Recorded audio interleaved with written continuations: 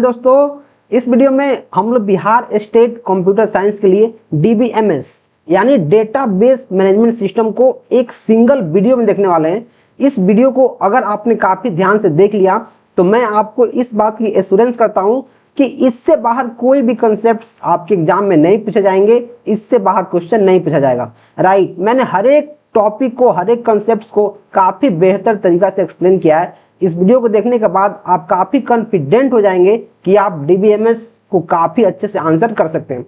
और अगर आपको कॉन्सेप्ट समझ में आना शुरू हो जाए तो आप प्लीज़ चैनल को सब्सक्राइब कर देना और एक प्यारा सा कमेंट करना जैसे आपको वीडियो लगेगा। राइट, तो चलिए अपने वीडियो में आगे बढ़ते हैं और क्वेश्चन को सॉल्व करना शुरू करते हैं। ठीक है, तो देखो क्वेश्चन है विच of the following best defines a DBMS।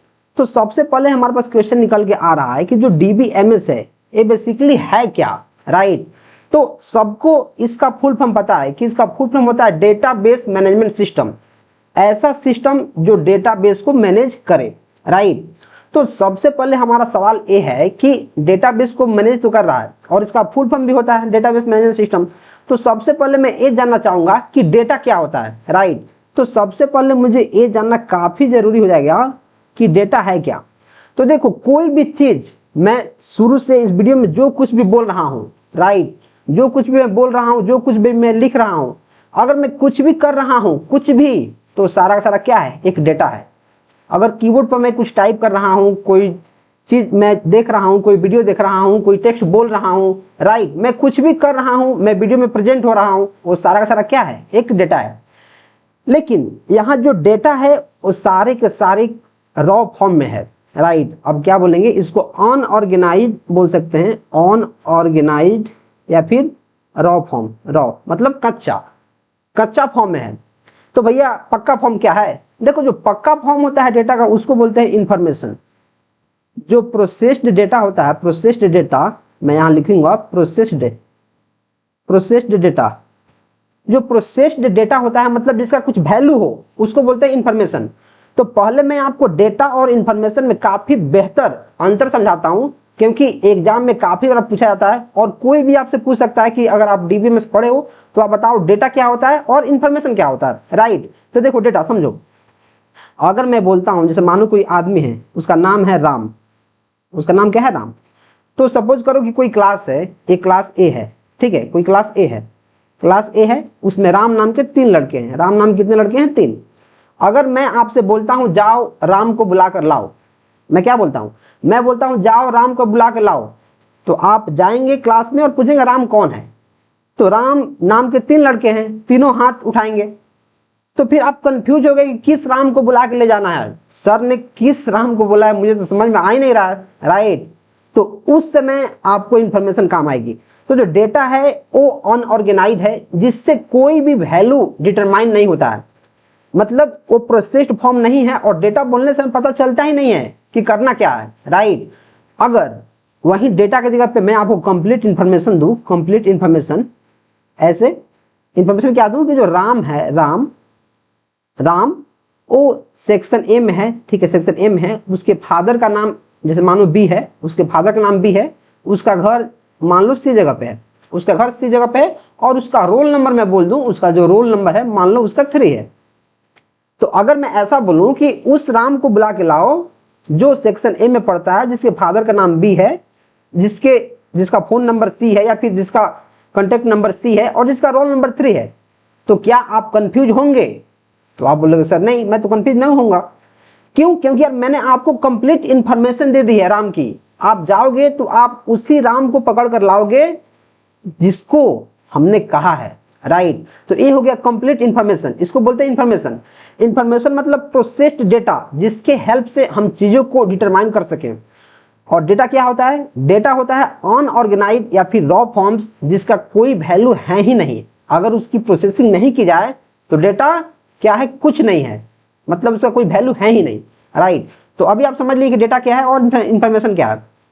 ठीक है, अब समझना है DBMS क्या है। DBMS इसका फुल फॉर्म होता है database management system.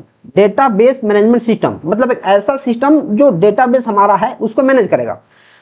A software use to manage and organize database. Okay, a hardware device use to store large files.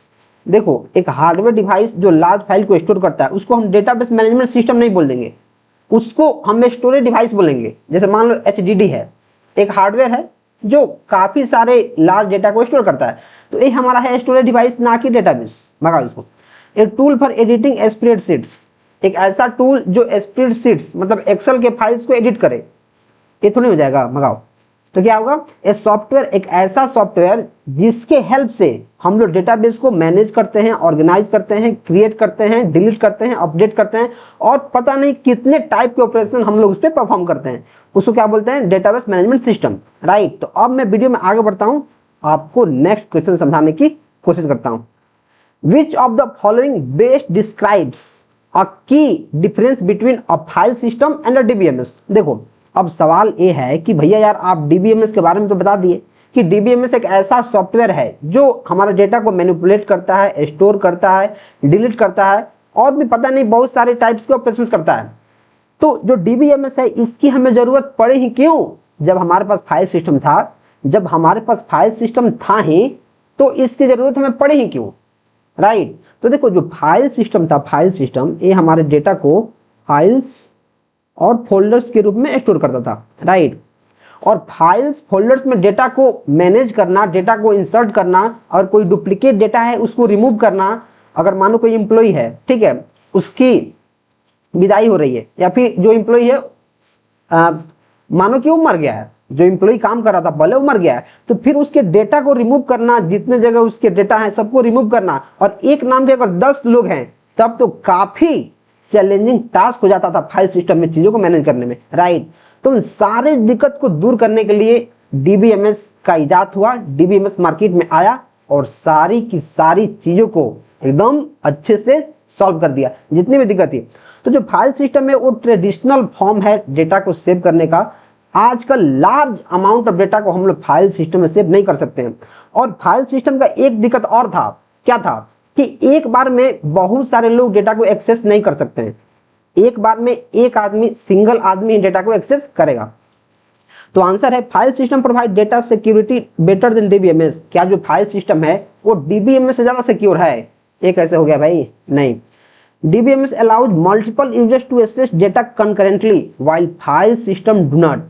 yes, जो DBMS है, DBMS इसमें क्या होता है, concurrently बहुत सारे यूजर्स डेटा को एक्सेस कर सकते हैं, लेकिन जो फाइल सिस्टम है उसमें एक बार में एक ही यूजर कर पाएगा। क्यों? क्योंकि वो फिजिकली स्टोर है। राइट। बैंड बच जाएगा इसमें, तो हमारा बी नंबर आंसर मिल जाएगा।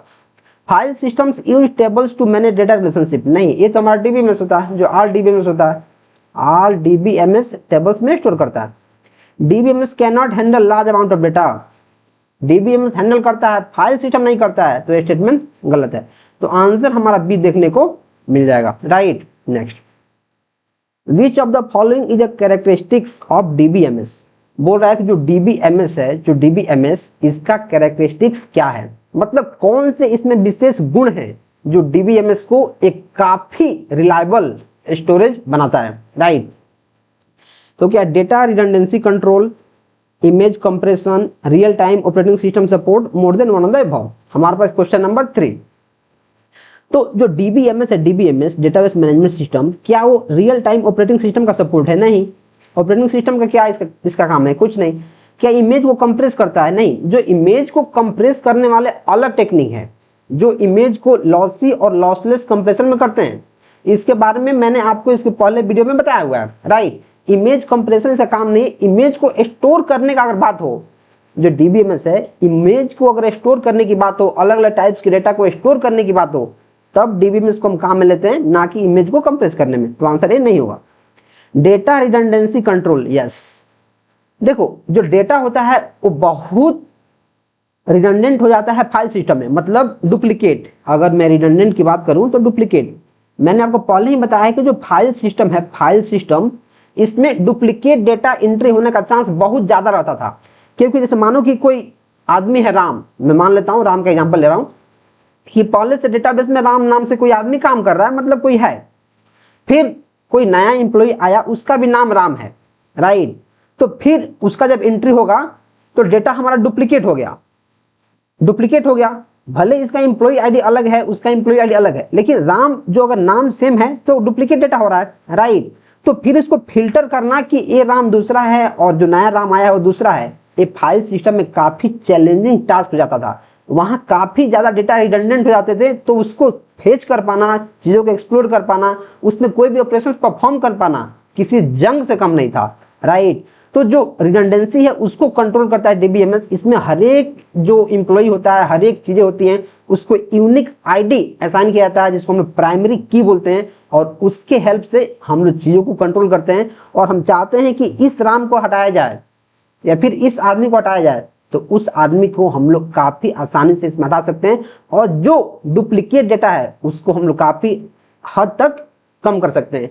हालांकि जो डुप्लीकेट डेटा है उसको कम करने का बहुत सारे हमारे पास नॉर्मल फॉर्म्स आएंगे, 1NF 2NF 3NF, तो ऐसे ही बहुत सारे उसके फॉर्म्स हैं, उसको हम लोग देखने वाले हैं, राइट। तो इस केस में हमारा आंसर मैं ए के साथ जाऊंगा। Next, which of the following is an example of DBMS. इसमें से डीबीएमएस का एग्जाम्पल कौन है, मतलब डेटाबेस मैनेजमेंट सिस्टम है, उसका एग्जाम्पल कौन है? क्या माई सिक्वल है? क्या एडोबी फोटोशॉप है? ये तो हमारा ग्राफिक्स बनाने के लिए है, फोटो और ग्राफिक्स बनाने के लिए। तो क्या डीबीएमएस है? नहीं। माइक्रोसॉफ्ट वर्ड, ये तो वर्ड प्रोसेसिंग है, क्या डीबीएमएस है? नहीं। जब दो नहीं है तो क्या more than one of the above हो जाएगा? नहीं। क्या नन हो जाएगा? नहीं। तो क्या हो जाएगा? माई सिक्वल। जो माई एसक्यूएल है वो एक टाइप का डेटाबेस है जो मार्केट में काफी ज्यादा डिमांड है और बहुत ज्यादा यूज होता है। इसके अलावा और भी है एमएस एसक्यूएल सर्वर, फिर हमारा है ओरेकल, फिर हमारा है पोस्ट ग्रे एसक्यूएल, फिर हमारा है मोंगोडीबी, फिर हमारा है मैरियाडीबी, फिर हमारा है एसक्यूलाइट, फिर हमारा क्या है माइक्रोसॉफ्ट एसएस। तो यहां मैंने कुछ और डीबीएमएस सॉफ्टवेयर का नाम लिखा है जिसको आपको याद रखना काफी जरूरी है। एग्जाम में डायरेक्ट ऐसा क्वेश्चन पूछा जाएगा, इसमें 4 ऑप्शन दे दिया जाएगा और बोला जाएगा कौन सा डेटाबेस है और कौन सा नहीं है, राइट। तो आपको जो इंपोर्टेंट डेटाबेस है उसका मैंने नाम यहाँ लिख दिया है, आपको सिंपली इन सारे नाम्स को रट लेना है।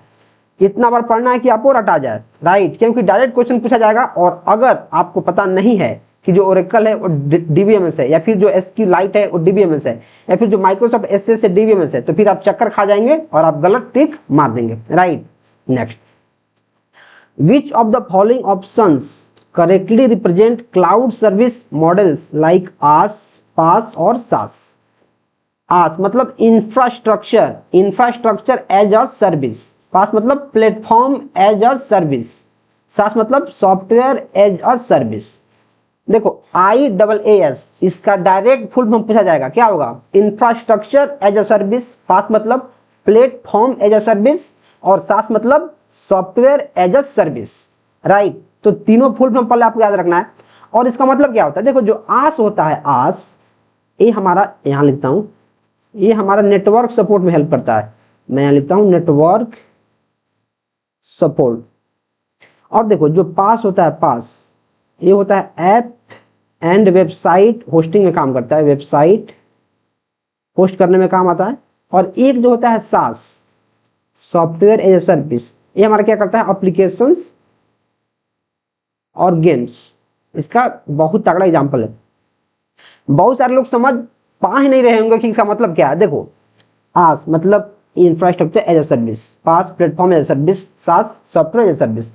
मतलब जैसे हमारे पास जो सॉफ्टवेयर है, जैसे माइक्रोसॉफ्ट वर्ड है, पावर पॉइंट है, पीपीटी है, राइट, पावर पॉइंट है, तो ये है सॉफ्टवेयर एज अ सर्विस। मतलब हमारे पास जो सॉफ्टवेयर है वो एज अ सर्विस हमें मिल रहा है, सर्विस हमें प्रोवाइड कर रहा है कि अगर आपको पीपीटी बनाना है तो आपको अलग से अपना सॉफ्टवेयर बनाने की जरूरत नहीं है। जो पावर पॉइंट है वो बोल रहा है कि आप मेरे सॉफ्टवेयर को यूज करो, हम लोग बना कर रखे हैं, आप मेरे सॉफ्टवेयर को एज ए सर्विस यूज करो, राइट। और इसके बदले में आप हमें कुछ पैसे देना, अगर आप पेड वर्जन लेते हो तो, नहीं तो फ्री में भी आप लिमिटेड यूज कर सकते हो, आप लिमिटेड फंक्शनैलिटी के साथ चीजों को यूज कर सकते हो। तो साथ क्या है? सॉफ्टवेयर एज अ सर्विस, मतलब हम लोग सॉफ्टवेयर आपको प्रोवाइड कर रहे हैं एज अ सर्विस, आप उसको यूज करो। ऐसे ही पास प्लेटफॉर्म एज अ सर्विस, अगर आपको अपना वेबसाइट होस्ट करना है तो अलग से आपको पूरा का पूरा होस्टिंग बनाने की जरूरत नहीं है, आप डायरेक्ट एक स्पेस खरीद लो एक प्लेटफॉर्म में, जैसे होस्टिंगर है, गोडैडी है, एक प्लेटफॉर्म में उस पर आप अपने कुछ स्पेस खरीद लो और वहां चीजों को होस्ट करो, राइट। तो जो आस है, पास है, सास है, एक काफी इंपॉर्टेंट है और आज के जमाने में तो इसका यूज भर भर के हो रहा है, राइट। तो बोल रहा है they provide infrastructure platform and software services over the internet. Okay, मुझे एक बार में आंसर मिल गया।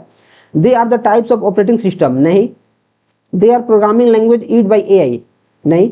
देखो आज क्या होता है, इंफ्रास्ट्रक्चर प्रोवाइड करता है, पास प्लेटफॉर्म और सास सॉफ्टवेयर, तो मैं जाऊंगा ए के साथ, right. Next, which of the following is related to the ACID properties in DBMS. जो एसिड प्रॉपर्टी है, एसिड इतना ज्यादा इंपॉर्टेंट है कि मैं बता नहीं सकता। जो एसिड प्रॉपर्टी है वो इतना ज्यादा इंपॉर्टेंट है कि मैं बता नहीं सकता कितना इंपॉर्टेंट है। तो सबसे पहले डायरेक्ट आपसे एग्जाम में यही पूछा जा सकता है कि जो एसिड है इसका फुल फॉर्म क्या है, और फिर आपसे जो इसका फुल फॉर्म का हर एक टर्म है उसके बारे में पूछा जाएगा। तो एसिड क्या है, एसिड का फुल फॉर्म होता है एटॉमिसिटी, सी से कंसिस्टेंसी, आई से आइसोलेशन और डी से ड्यूरेबिलिटी। ड्यूरेबिलिटी, तो इसका आंसर तो ये आपको देखने को मिल जाएगा। क्या इनहांसिंग इमेज क्वालिटी, नहीं। क्या कंप्रेसिंग ऑडियो फाइल्स, नहीं। तो अब सवाल है कि भैया जो इसका फुल फॉर्म है एटॉमिसिटी या फिर कंसिस्टेंसी, आइसोलेशन, ड्यूरेबिलिटी, इसका मतलब क्या है, क्या मतलब है एटॉमिसिटी का।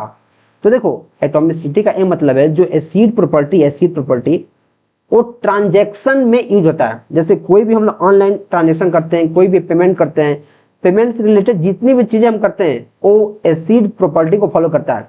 और कोई ऐसा ट्रांजैक्शन है जो एसिड प्रॉपर्टी को फॉलो नहीं कर रहा है, मतलब वो वैलिड नहीं है।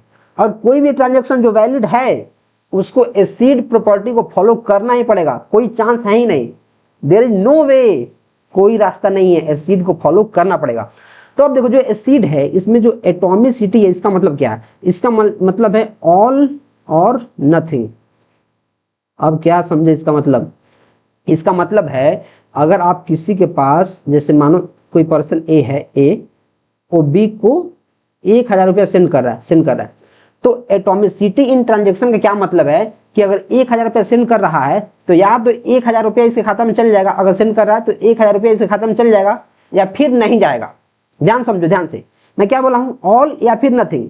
अगर ए जो है बी को पैसा भेज रहा है तो हो सकता है कि जो 1000 रुपया है वो पूरा का पूरा इसके खाता में चल जाए, बी के खाता में, या फिर ऐसा होगा कि इस ए के पास से बी के खाता में 1 रुपया भी नहीं जाए, मतलब कुछ नहीं जाए।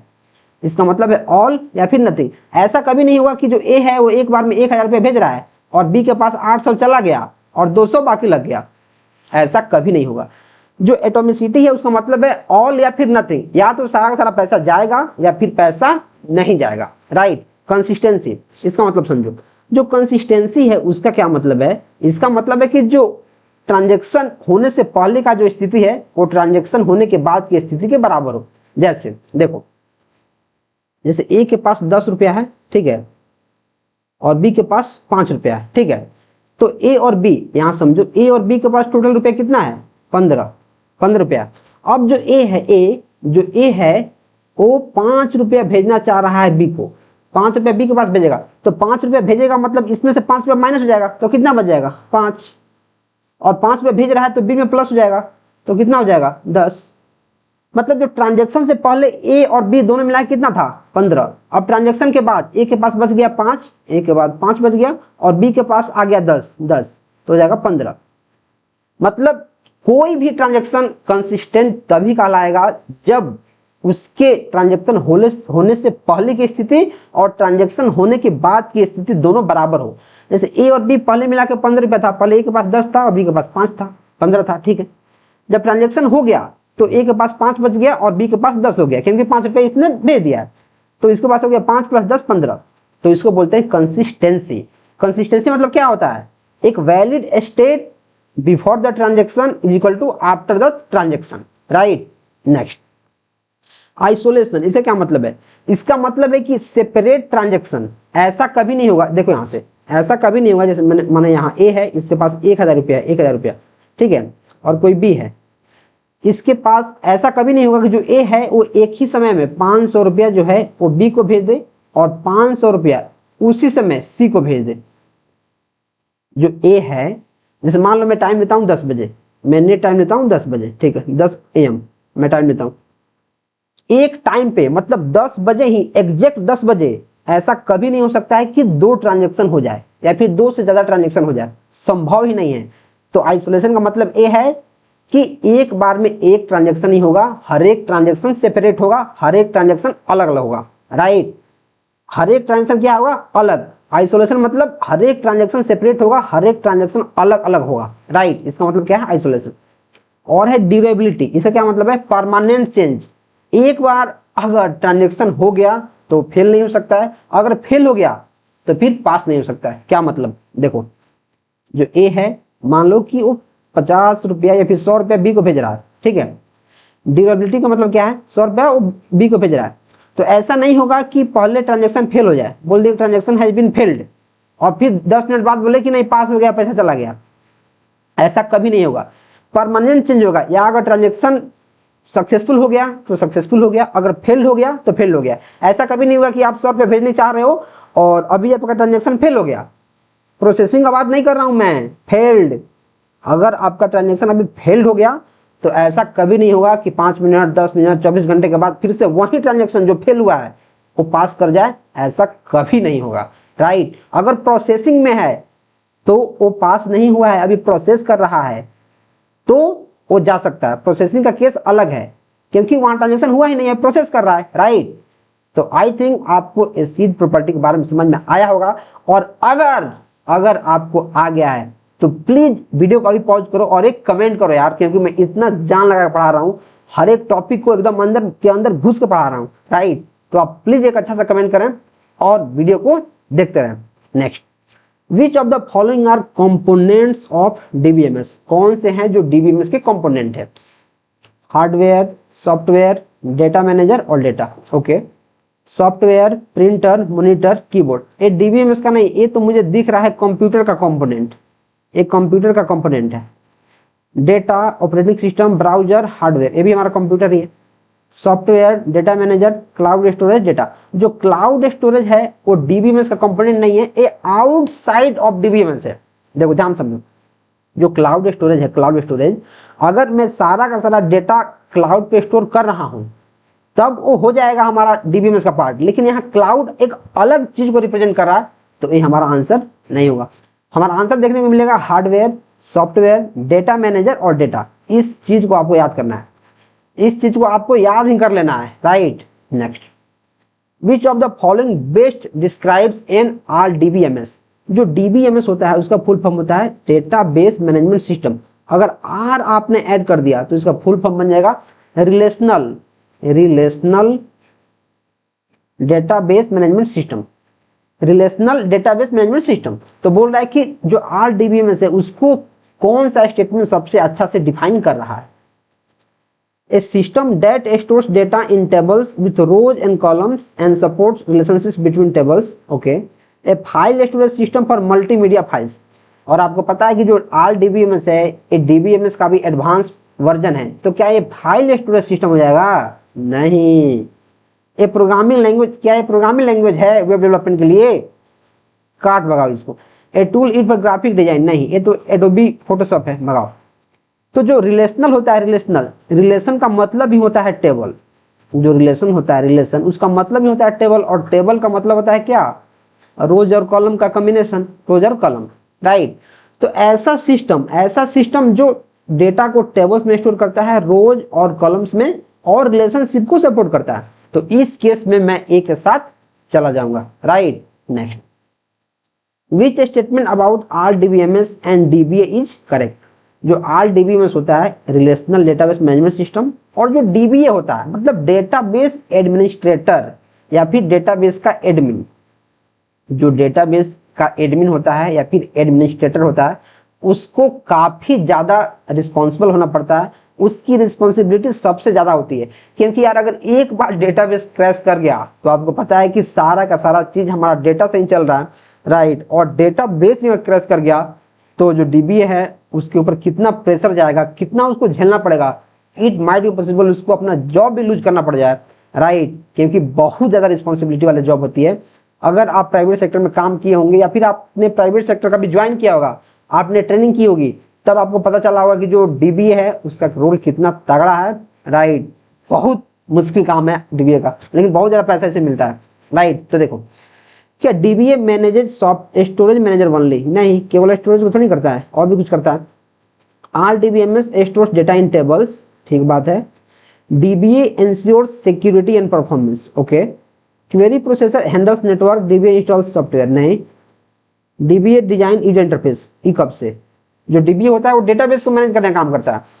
तो जो आरडीबीएमएस है, आरडीबीएमएस वो डेटा को टेबल में स्टोर करता है, और जो डीबीए होता है वो सिक्योरिटी और परफॉर्मेंस को चेक करता है डेटाबेस का, और डेटा को स्टोर करने का काम करता है। यहाँ जो लिखा है dBA manages storage manager only, देखो जो डीबीए होता है वो स्टोरेज मैनेजर होता है, लेकिन ओनली लिख दिया मतलब केवल यही होता है? नहीं, केवल इतना नहीं होता है, भगा इसको। तो क्या हो जाएगा? बी हमारा आंसर हो जाएगा। Next, in which database architecture does the client directly communicate with the database server without a middle layer? देखो बोल रहा है कि जो क्लाइंट है, क्लाइंट वो डायरेक्टली हमारा किससे, सर्वर से अटैक कर पाए, मतलब क्या कर पाए, कम्युनिकेट कर पाए। जो मिडिल लेयर है, मिडिल लेयर बिना इसके ये इन्वॉल्व नहीं होना चाहिए। तो देखो जो क्लाइंट है, क्लाइंट वो डायरेक्ट हमारा सर्वर से कर रहा है, मतलब एक तो क्लाइंट हो गया, एक सर्वर हो गया, मतलब ये 2 टियर आर्किटेक्चर हो जाएगा। तो आंसर हमारा क्या हो जाएगा? 2 टियर। अगर 3 टियर होता, 3 टियर, तो इसमें क्या होता है, एक आया था हमारा बीच में application layer, application layer, application layer. अगर एप्लीकेशन लेयर आ जाएगा तो क्या हो जाएगा? 3 टियर। तो जो क्लाइंट है कुछ भी अगर उसको सर्वर से चाहिए तो पहले जाएगा एप्लीकेशन लेयर के पास, इसको रिक्वेस्ट करेगा, फिर इसको करेगा, फिर इसको भेजेगा, फिर इसको भेजेगा। तो ये हो जाएगा हमारा 3 टियर। लेकिन बोल रहा है कि जो हमारा क्लाइंट है, क्लाइंट वो डायरेक्टली कम्युनिकेट कर रहा है किससे? सर्वर से, बिना मिडिल लेयर के। तो उस केस में हमारा 2 टियर हो जाएगा।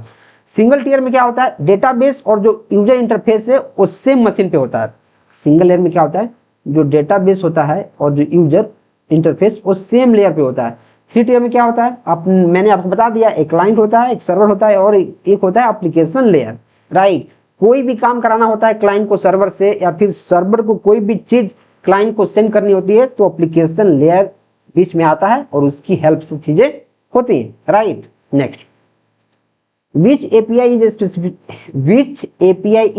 is specifically designed for Java programs to connect to a database?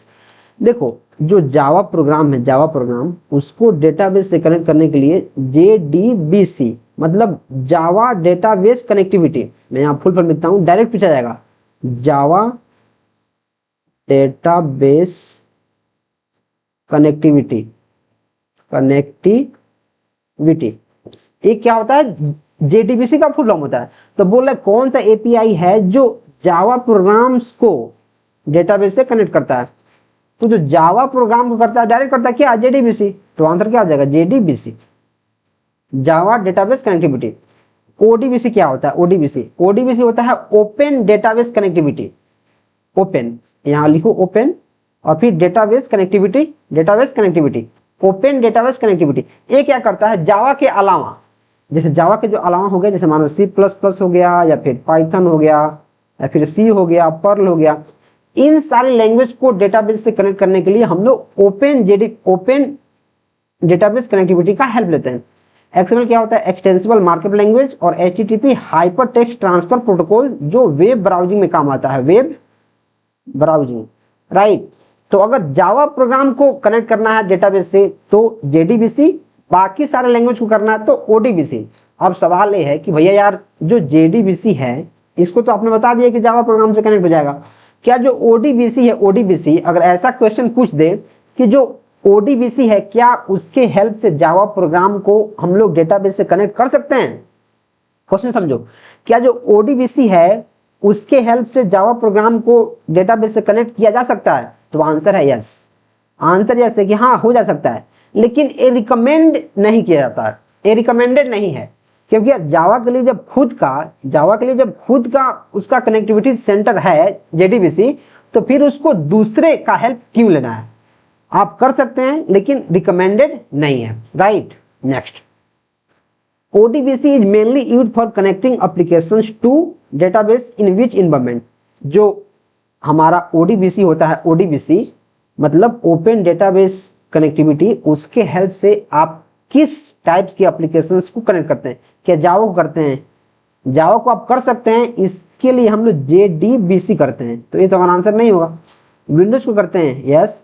क्या वेब ब्राउजर को करते हैं? नहीं। वेब ब्राउजर तो हमारा क्या है, एक वेब एप्लीकेशन है जिसमें हम लोग ब्राउजिंग का काम करते हैं, राइट। उसको किसी चीज से कनेक्ट करने की जरूरत नहीं होती है, इनफैक्ट उसके हेल्प से हम लोग चीजों को कनेक्ट करते हैं, राइट। मोबाइल ऐप्स नहीं, मोबाइल ऐप्स का इसमें कुछ काम नहीं है। नेक्स्ट, तो आंसर हमारा क्या हो जाएगा, Windows application. Next, in a 3 level database architecture which level describes how user see the data। बोल रहा है कि 3 level database architecture में कौन डिफाइन करता है कि जो यूजर होता है वो डेटा को कैसे देखता है। क्या इंटरनल लेयर होता है, क्या कंसेप्चुअल होता है, क्या एक्सटर्नल होता है, क्या फिजिकल होता है। तो यूजर कैसे डेटा को देखता है, ये हमारा होता है एक्सटर्नल, मतलब यूजर जो होता है बाहर रहता है। बाहर जो यूजर आता है वो तो बाहर आता है, वो मोबाइल में घुसा हुआ थोड़ी रहता है, वो तो बाहर आता है, तो बाहर से देखेगा, राइट। तो इसके बारे में कुछ देख लेते हैं। जो इंटरनल लेयर होता है, इंटरनल लेयर उसको बोलते हैं फिजिकल लेयर, फिजिकल स्टोरेज। जो इंटरनल लेयर है मतलब फिजिकली चीजें इसमें स्टोर होती हैं। जो इंटरनल लेयर है उसमें फिजिकली हमारे डेटा स्टोर होती हैं। कंसेप्चुअल लेयर क्या है, लॉजिकल स्ट्रक्चर, मतलब जिस स्ट्रक्चर को हम लोग रियल में देख नहीं सकते हैं, हम लोग सिर्फ मान सकते हैं कि इस टाइप से हमारा डेटा स्टोर हुआ है। ध्यान समझो, कंसेप्चुअल मतलब क्या, हम लोग सिर्फ ऐसा मान लेते हैं कि इस फॉर्म में हमारा डेटा स्टोर हुआ है, वो लॉजिकल स्ट्रक्चर है, वो फिजिकली एग्जिस्ट नहीं कर रहा है लेकिन होता है। एक्सटर्नल व्यू क्या होता है, यूजर व्यू। एक्सटर्नल को हम लोग यूजर व्यू बोलते हैं कि यूजर डेटा को किस प्रकार देख रहा है, राइट। उसको क्या बोल देंगे, एक्सटर्नल लेवल बोल देंगे। तो बोले यहाँ यूजर कैसे डेटा को सी करेगा, कैसे देखेगा, तो एक्सटर्नल लेयर लेवल के हेल्प से इसको देखेगा, right. Next, what was the earlier name of SQL and what does SQL stand for. इसका आंसर इसी में है, राइट। ये जो क्वेश्चन है इसका आंसर इसी में बोल रहा है कि जो SQL है, SQL इसका अर्लियर नाम क्या है और जो SQL है उसका फुल फॉर्म क्या है। तो आपको पता होगा कि जो SQL है उसको पहले SQL कहते थे, राइट। जो SQL है उसको मतलब क्या बोलते थे, SQL। तो SQL इसमें है, SQL इसमें है, ये हमारा आंसर नहीं होगा, SQL इसमें है, ठीक है। अब देखो जो इसका फुल फॉर्म होता है SQL का क्या होता है, structured English query language, sequential query language, sequential query language, ये तो नहीं होता है, और सी नंबर होता ही नहीं है, दो गलत। सीक्वल और सिंपल एग्जीक्यूटेबल क्वेरी लैंग्वेज, ये भी नहीं होता है। तो इसका फुल फॉर्म होता है स्ट्रक्चर्ड इंग्लिश क्वेरी लैंग्वेज, ये हमारा ए ऑप्शन देखने को मिल जाएगा। तो आप इसको याद कर लो। बहुत सारे लोगों को पता नहीं होगा कि जो SQL था उसको SQL बोलते थे। अगर आपको नहीं पता था तो कोई बात नहीं, आप उसको याद कर लो और इसके बाद आपको गलती नहीं करनी है, राइट। तो इसका फुल फॉर्म आपने जान लिया। ये हमारे क्या question number 14, right. Next, which of the following is considered a the first graphical query language. बोला है कि कौन सा ऐसा लैंग्वेज है जिसको हम लोग सबसे पहला ग्राफिकल क्वेरी लैंग्वेज के नाम से जानते हैं। क्या वो क्वेरी बाय एग्जांपल है, क्या वो SQL है। जो SQL है वो तो स्ट्रक्चर्ड क्वेरी लैंग्वेज है, क्या वो ग्राफिकल क्वेरी लैंग्वेज है, नहीं, इसको काट दो। क्या जो ERD है, एंटिटी रिलेशनशिप डायग्राम, वो लैंग्वेज थोड़ी है, भगाओ इसको। क्या जो DDL है, डेटा डेफिनेशन लैंग्वेज, ये हमारा क्वेरी लैंग्वेज नहीं है, एक कमांड का लैंग्वेज है, राइट। जो हमारे पास SQL है उसमें बहुत सारा कमांड है, जैसे DDL हो गया, DML हो गया, TCL हो गया, राइट। तो इस टाइप के कमांड है, तो ये तो हमारा आंसर नहीं होगा। इसका आंसर होगा QBE, मतलब query by example. Query by example क्या है, जो फर्स्ट ग्राफिकल क्वेरी लैंग्वेज है जिसका फुल फॉर्म होता है query by example, right. Next, SQL stands for, इसके पहले मैंने आपको इसके बारे में बता दिया है, इसका फुल फॉर्म होता है स्ट्रक्चर्ड क्वेरी लैंग्वेज। SQL का फुल फॉर्म क्या होता है, स्ट्रक्चर्ड क्वेरी लैंग्वेज। अब जो टर्म SQL है, SQL ये डेवलप्ड किया गया है IBM के द्वारा। जो IBM है मतलब international business machine, international business machine के द्वारा इसको क्या किया गया, डेवलप किया गया। जो इंजीनियर्स ने डेवलप किया था उसका नाम था डोनाल्ड डी चैम्बरलिन, और एक और था रेमोंड रेमोंड एफ बायस। जो एसक्यूएल था इसका फुल फॉर्म होता है स्ट्रक्चर्ड क्वेरी लैंग्वेज, जिसको आईबीएम के द्वारा, मतलब आईबीएम में जो इंजीनियर्स काम कर रहे थे, डोनाल्ड डी चैम्बरलिन और रेमोंड एफ बायस, इन लोगों ने डेवलप किया। और इसका फुल फॉर्म होता है स्ट्रक्चर्ड क्वेरी लैंग्वेज। क्या सिंपल क्वेरी लिस्ट हो जाएगा? नहीं। क्या स्टैंडर्ड लैंग्वेज क्वेश्चन हो जाएगा? नहीं। क्या सीक्वेंशियल क्वेरी लैंग्वेज हो जाएगा? नहीं। तो आंसर हमारा ए देखने को मिल जाएगा। और गाइस यार मैं आपको एक चीज बताना चाहूंगा कि अगर आप काफी अच्छे से चीजों को पढ़ रहे हैं, प्रिपरेशन कर रहे हैं और आपके पास काफी कम टाइम है, तो आप इस नोट्स को ले सकते हैं जो बीपीएससी, टीआरई और स्टेट को काफी अच्छा लेवल तक आपको तैयार कर देगा। इसी नोट्स में से सारे क्वेश्चंस आने वाले हैं। इस नोट्स को इतना बेहतर तरीका से बनाया गया है कि अगर कोई बंदा इसको पढ़ लिया, एक एक चीज इसमें का याद कर लिया, तो इससे बाहर क्वेश्चंस नहीं आने वाला है। आप इस नोट्स को ले सकते हैं और साथ ही साथ मैं आपको कुछ प्रैक्टिस सेट भी दिला रहा हूँ, सिर्फ 99 रुपए में आप ले सकते हैं। अभी तक स्टेट्स के जितने पेपर हुए हैं उनका सॉल्यूशंस काफी डिटेल में, कोई भी ऑप्शन गलत है तो गलत किए हैं, सही है तो सही किए हैं। बहुत सारे लोगों ने इसको लिया है और काफी अच्छा से चीजों को पढ़ रहे हैं, एंजॉय कर रहे हैं। अगर आप भी चाहते हैं तो आप भी इसको ले सकते हैं। डिस्क्रिप्शन में इसका लिंक है, आप जाके, सिर्फ 99 रुपए का एक कोर्स है जिसमें आपको कंप्लीट नोट्स मिलेगा और कंप्लीट सिलेबस का मॉक टेस्ट मिलेगा, पीवाईक्यू का सॉल्यूशंस मिलेगा, बीपीएससी, टीआरई और स्टेट के। तो आप डेफिनेटली इसको चेकआउट कर सकते हैं, राइट। अब मैं वीडियो में आगे बढ़ता हूं और आपको नेक्स्ट क्वेश्चन बताता हूं, ठीक है। तो देखो, how many types of SQL commands are there. मैंने आपको इसके पहले क्वेश्चन में बताया था, एक जो था डेटा मैनिपुलेशन लैंग्वेज, राइट। तो हमारे पास कितने टाइप के एसक्यूएल कमांड्स हैं? तो जो मेजर एसक्यूएल कमांड्स है वो हमारे पास हैं 4 टाइप्स के, right. DML data manipulation language, DDL data definition language, TCL transaction control language और डीसीएल, राइट। इस टाइप के हमारे पास 4 लैंग्वेज हैं। तो मैं चारों को यहाँ दिखाता हूँ और इसमें कौन कौन से हमारे पास कमांड्स आते हैं उसको भी अपन देख लेते हैं, ठीक है। तो देखो, मैं क्या करता हूँ, इसको मिटाता हूँ और काफी बेहतर तरीका से आपको चीजें बता रही हूँ। जो चीजें इस पीपीटी में लिख दी गई है और जो चीजें मैं लिख रहा हूं, अगर आपने सिर्फ इतना भी पढ़ लिया जितना मैं बोर्ड पे लिख रहा हूं और जितना पहले से इसमें लिखा गया, तो मैं आपको गारंटी दे रहा हूं यार, इससे बाहर नहीं आएगा, राइट। इससे बाहर चीजें नहीं आएंगी। जितना मैं बता रहा हूं आप इसको सारा पढ़ लो, जितना मैं लेक्चर्स करा रहा हूं, जो पीपीटी में मैं लिख दिया हूं और जो मैं पेन से लिख रहा हूं इसको कर लो, और साथ ही साथ जो नोट्स में है और जो पीवाईक्यू का सेट्स है उसको मार लो। इसके बाद कुछ पढ़ने की जरूरत नहीं है, बिंदास सोए रहो, राइट। तो जो 4 एसक्यूएल कमांड्स इसके आंसर होते हैं ये तो हमें पता चल गया। जो डीडीएल है मतलब डेटा डेफिनेशन लैंग्वेज, डीडीएल क्या होता है? Data definition language. इसके फुल फॉर्म आगे के क्वेश्चन में मिलेंगे, तो मैं इसका फुल फॉर्म यहाँ नहीं लिख रहा हूँ, आपको सिर्फ बता रहा हूँ। जो डीडीएल है डेटा डेफिनेशन लैंग्वेज, इसमें हमारे पास create, alter, drop, truncate, rename, इतने सारे कमांड्स आते हैं, ठीक है। आपको डायरेक्ट एक क्वेश्चन पूछा जा सकता है कि जो ट्रंकेट है वो किस टाइप का कमांड है। जो ट्रंकेट है, जो ट्रंकेट क्या वो डीडीएल है, डीएमएल है, डीसीएल है, टीसीएल है, राइट। तो आपको पता होना चाहिए जो ट्रंकेट है वो डीडीएल है, राइट। डीएमएल मतलब data manipulation language, insert, update, delete और मर्ज। डेटा मैनिपुलेशन लैंग्वेज क्या मतलब है? इंसर्ट, अपडेट, डिलीट और मर्ज, इसमें 4 कमांड आते हैं। डीसीएल मतलब data control language, data control language, इसमें आता है ग्रांट और रिवोक। टीसीएल मतलब ट्रांजैक्शन कंट्रोल लैंग्वेज, जो ट्रांजैक्शन होता है उसको कंट्रोल करने के लिए क्या क्या आता है? Commit, roll back, save point और set transaction. Commit, roll back, save point और सेट ट्रांजैक्शन। अगर जितना इसमें पॉइंट्स लिखा गया, अगर आपने इसको याद कर लिया तो एक क्वेश्चन तो आपका इसमें से सही आने वाला ही है, एक क्वेश्चन आपका आएगा और आप इसको सही करेंगे, राइट। अब मैं नेक्स्ट क्वेश्चन की तरफ बढ़ता हूं और उसमें काफी सारे क्वेश्चंस को अपन करते हैं।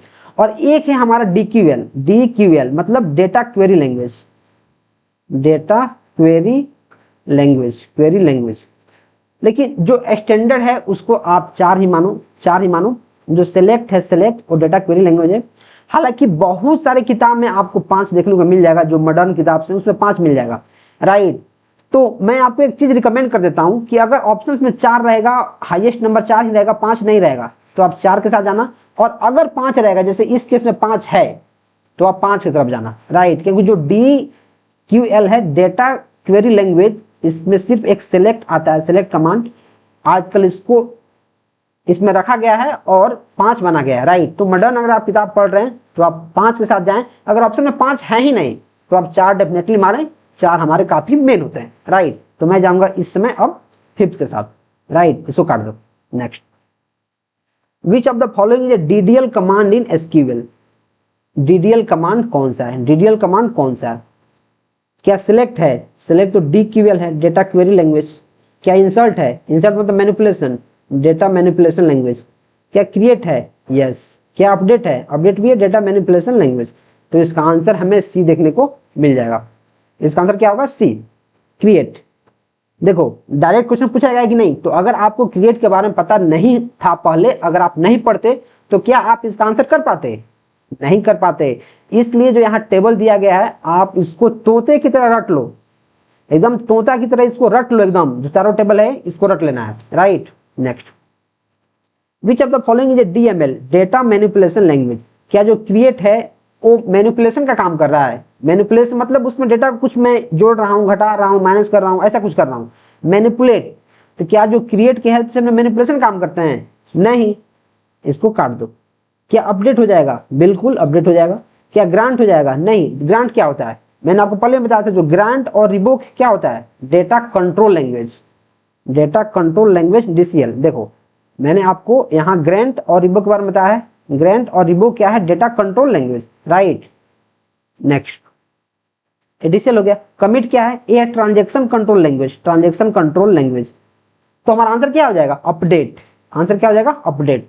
तो देखो इस टाइप के क्वेश्चंस लगातार पूछे जा रहे हैं, तो अगर आप इस टाइप के क्वेश्चंस को अच्छे से पढ़ लेंगे, और मैं तो बोलूंगा यार अगर आपने टेबल को याद कर लिया तो आई डोंट थिंक इसके बाद कुछ चीजें आपसे पूछी जाएंगी इस टॉपिक पे, राइट।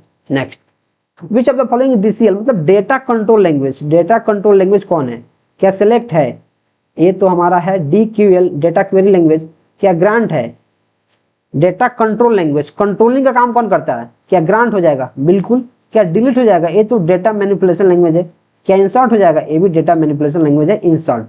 तो हमारा आंसर क्या हो जाएगा? ग्रांट देखने को मिल जाएगा। Next, select the SQL command that is TCL मतलब ट्रांजैक्शन कंट्रोल लैंग्वेज। क्या कमिट है? बिल्कुल। क्या अपडेट है? ये तो हमारा क्या है? Data manipulation language. Create, DDL, grant क्या है? ये हमारा data control language, data control language, grant है। और तो हमारा क्या पूछा है? Transaction control. तो ट्रांजैक्शन कौन कंट्रोल करता है? कमिट करता है, या फिर रोल बैक करता है, या फिर सेव पॉइंट, या फिर सेट ट्रांजैक्शन। तो इस केस में हमारा कमिट आंसर देखने को मिल जाएगा, right. Next, which of the following is the which is the correct writing order of this SQL clauses in query. इस क्वेश्चन को करना आसान नहीं है। मैं पहले एक पानी पी लेता हूं, मैं थोड़ा सा पानी पी लेता हूं, तब तक आप इसको सोचो, राइट।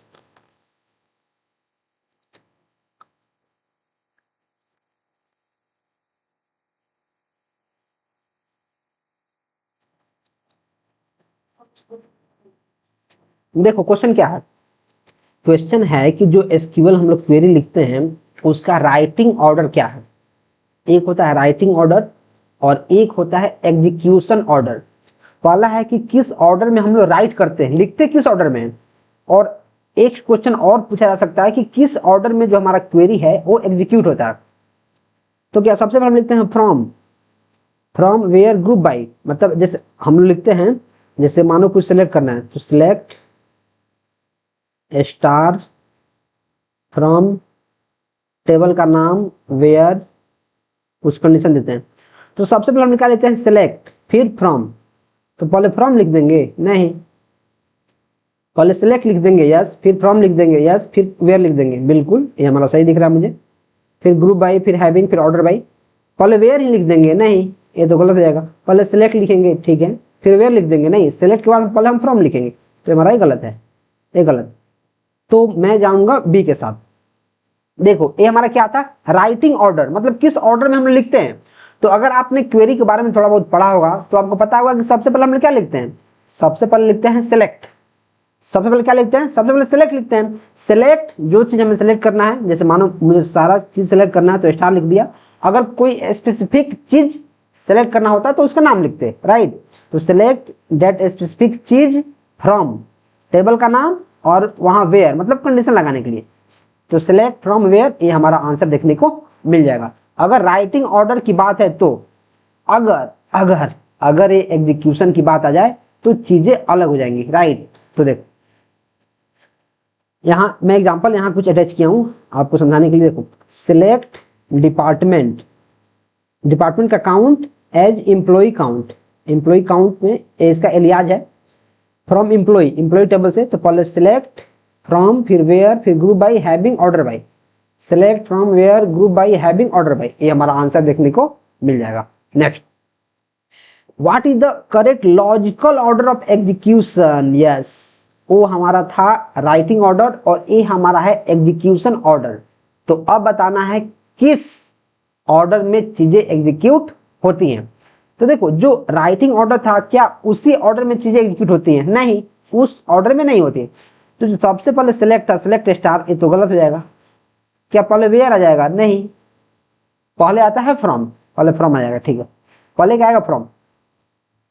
फ्रॉम देखो जैसे आप यहाँ लिख रहे हो, आप जैसे यहाँ लिख रहे हो सिलेक्ट स्टार फ्रॉम, टेबल का नाम जैसे मान लो वेयर, जैसे मान लो स्टूडेंट स्कोर ग्रेटर देन मान लो 100, ऐसा कुछ है मान लो। तो पहले सिलेक्ट स्टार फ्रॉम टेबल, मतलब जो टेबल है उसमें से सिलेक्ट करो। क्या सिलेक्ट करना है? कहां से? तो फ्रॉम से। कैसे एग्जीक्यूट होगा? कहां से सिलेक्ट करना है, मतलब कहां से सिलेक्ट करना है, कहां से, कहां से मतलब फ्रॉम, कहां से? तो फ्रॉम, पहले फ्रॉम आएगा, ठीक है, पहले फ्रॉम आ गया। सिलेक्ट करना है उसको फ्रॉम से। उसके बाद जहां कंडीशन क्या हो, वेयर, वेयर क्या करता है? कंडीशन को डिटरमाइन करता है। जहां कंडीशन क्या हो, जहां कंडीशन हो कि स्टूडेंट का स्कोर ग्रेटर देन 100 हो। तो पहले सिलेक्ट करना है कहां से, मतलब जिस टेबल से सिलेक्ट किए हैं कहां से, तो फ्रॉम आ गया। और कंडीशन क्या हो, वेयर स्टूडेंट का स्कोर ग्रेटर देन 100 हो, तो कंडीशन क्या है? वेयर, तो आ जाएगा वेयर। तो फ्रॉम वेयर, और उसको ग्रुप बाई करो, हैविंग और सिलेक्ट, ऐसे एग्जीक्यूट होता है। तो हमारा बी आंसर देखने को मिलेगा। फ्रॉम के बाद सिलेक्ट नहीं आ सकता है। मैं क्या करता हूं, पहले आपको एक एग्जांपल दिखाता हूं। देखो कैसे होता है फ्रॉम। सबसे पहले from, load the data from the specific table. जो भी आपको डेटा चाहिए तो किसी टेबल से चाहिए, राइट। तो उस टेबल में मतलब from that table, from that table, तो उस टेबल में जाओ, डेटा को लोड कराओ, राइट। और वहां कंडीशन लगाओ फिल्टर द रोज। आप वेयर क्लोज की हेल्प से क्या करते हो? कंडीशन लगाते हो जहां रोज को फिल्टर किया जाता है कि कौन से कंडीशन को फुलफिल करने वाला डेटा आपको चाहिए। उसको ग्रुप करो, सारे रो को ग्रुप करो, रिमेनिंग रो को, फिर उसको फिल्टर करो, ग्रुप्स को फिल्टर करो। ग्रुप्स को फिल्टर करने के लिए हमारा हैविंग लगता है। और फिर फिल्टर करने के बाद आपको कौन से डेटा चाहिए उसको सिलेक्ट करो। फिल्टर आपने कर दिया, फिल्टर तो कर दिया, अब कौन सा डेटा चाहिए भाई, उसमें से सिलेक्ट करो और फिर उसको सॉर्ट करो किस ऑर्डर में चाहिए। तो from where group by having, from where group by having, select order by. तो इस केस में आपका आंसर बी देखने को मिलेगा, अगर एग्जीक्यूशन का ऑर्डर आए तो। और अगर राइटिंग का ऑर्डर आए तो पहले सिलेक्ट आएगा फिर हमारा फ्रॉम आएगा, right. Next, which of the following is a comparison operator in SQL. जो एसक्यूएल है इसमें कंपैरिजन ऑपरेटर क्या होता है? क्या सिंगल इक्वल टू होता है? क्या एंड होता है? एंड हमारा होता है क्या? Logical operator, logical operator. क्या लाइक होता है? लाइक, देखो लाइक क्या होता है? पैटर्न मैचिंग होता है। जैसे मान लो स्टार, अगर मैं यहाँ ए लिख रहा हूं, मतलब ए से शुरू होने वाले सारे कैरेक्टर को मुझे दिखाओ। बिटवीन, ये तो होता है दो चीजों के बीच की चीजों को निकालने के लिए, राइट। तो इसमें कंपैरिजन मतलब क्या होता है? जिसके हेल्प से हम लोग कंपेयर करें, तो होता है हमारा इक्वल टू। कुछ कंपैरिजन ऑपरेटर और हैं जिसके बारे में आपको समझना है, ठीक है। तो देखो मैं क्या करता हूँ, इरेजर को यहाँ पिक करता हूँ, क्यों नहीं हो रहा यार, हाँ इरेजर, ये हमारा हो गया। देखो अब ध्यान सुनो, हमारे पास क्या क्या है समझो। इसको बोलते हैं क्या? इक्वल टू, इक्वल टू है। ये हमारा क्या है? एक्सक्लेमेशन इक्वल टू, या फिर ऐसे इसको बोलते हैं not equal to, not equal to. ये हमारा क्या है? Less than. ये हमारा greater than, less than equal to, greater than equal to. तो सारे के सारे जो ऑपरेटर हैं उसको क्या बोलते हैं? Comparison operator, right. इसको याद कर लेना है, आपसे डायरेक्ट ऐसे पूछा जाएगा कि ये जो सिंबल है इसका क्या मतलब है। डायरेक्ट ये भी क्वेश्चन पूछा जा सकता है कि जो सिंबल इसका मतलब क्या है, इसका मतलब है नॉट इक्वल टू, तो आपको हर एक सिंबल को याद कर लेना है। Next, which of this symbols is used as a logical operator in SQL, logical कौन है? तो मैंने आपको पिछले जो क्वेश्चन था उसमें बताया कि जो लॉजिकल है ये हमारा एंड क्या है, लॉजिकल जो एंड है वो क्या है, लॉजिकल। तो आपको पता है जो लॉजिकल ऑपरेटर होता है किसी प्रोग्रामिंग में वो 3 होता है, एंड, और, एंड, नॉट। तो इसमें 3 दिया है, सिर्फ और दिया है, तो ये हमारा क्या हो जाएगा, लॉजिकल हो जाएगा। ये हमारा क्या है, कंपैरिजन, ग्रेटर देन, एक क्या है, नॉट इक्वल टू, और एक क्या है, वाइल्ड कार्ड, इसको बोलते हैं वाइल्ड कार्ड। जैसे लाइक जो ऑपरेटर था, लाइक, लाइक के साथ यूज हुआ है, लाइक ऑपरेटर है, पैटर्न मैचिंग के लिए यूज होता है। अगर आपने परसेंटेज ए लिख दिया, इसका मतलब है कि ए से शुरू होने वाले जो कैरेक्टर हैं उनको लाओ, राइट। नेक्स्ट, जो कॉमन लॉजिकल ऑपरेटर्स है मैंने आपको उसके बारे में पहले बता दिया है, एंड होता है, और नॉट होता है, तो उसको आपको याद कर लेना है। Next, which SQL clause is used to group rows that have the same values in a specified column? क्या हैविंग का यूज कर देंगे? नहीं। क्या ग्रुप बाई का करेंगे? यस। अगर रोज को हमें ग्रुप करना है, रोज को, तो हम लोग करते हैं ग्रुप बाई का। क्या ऑर्डर बाई कर देंगे? नहीं, ये तो हमारे सॉर्टिंग में यूज होता है, राइट। ऑर्डर बाई सॉर्ट करने के लिए असेंडिंग ऑर्डर में या फिर डिसेंडिंग ऑर्डर में। वेयर क्या करता है, एक कंपेरिजन के लिए करता है, इसको कंपेयर करने के लिए हम चीजों को यूज करते हैं। तो इस केस में आप इसको याद कर लो कि ग्रुप, रोज को ग्रुप करने के लिए आप क्या करते हो, ग्रुप बाई का यूज करते हो। Next, which clause is use to filter groups after the group by clause is applied? आप देखो, जब ग्रुप बाई अप्लाइड हो गया तब आप लगाते हो क्या, हैविंग। वेयर तो लगा नहीं सकते, पहले लगाते हो। ऑर्डर बाई सॉर्ट करने के लिए होता है, सेलेक्ट करने के लिए होता है, तो आंसर हमारा हैविंग देखने को मिल जाएगा। Next, given the table orders, हमारे पास एक टेबल दिया है ऑर्डर नाम का, ठीक है। What will be the following SQL query return? जो हमारे पास क्वेरी दिया है, select customer ID sum amount from orders table group by customer ID having sum amount greater than 600। तो बोले अगर आप इस क्वेरी को रन करोगे तो आउटपुट होगा क्या, आउटपुट क्या होगा? देखो यहाँ लिखा है जहां सम का अमाउंट हो ग्रेटर देन 600, तो क्या only customers with individual orders over 600, only customers with individual orders. यहाँ देखो, यहाँ हैविंग लगा है, हैविंग, यहाँ ग्रुप बाई लगा है।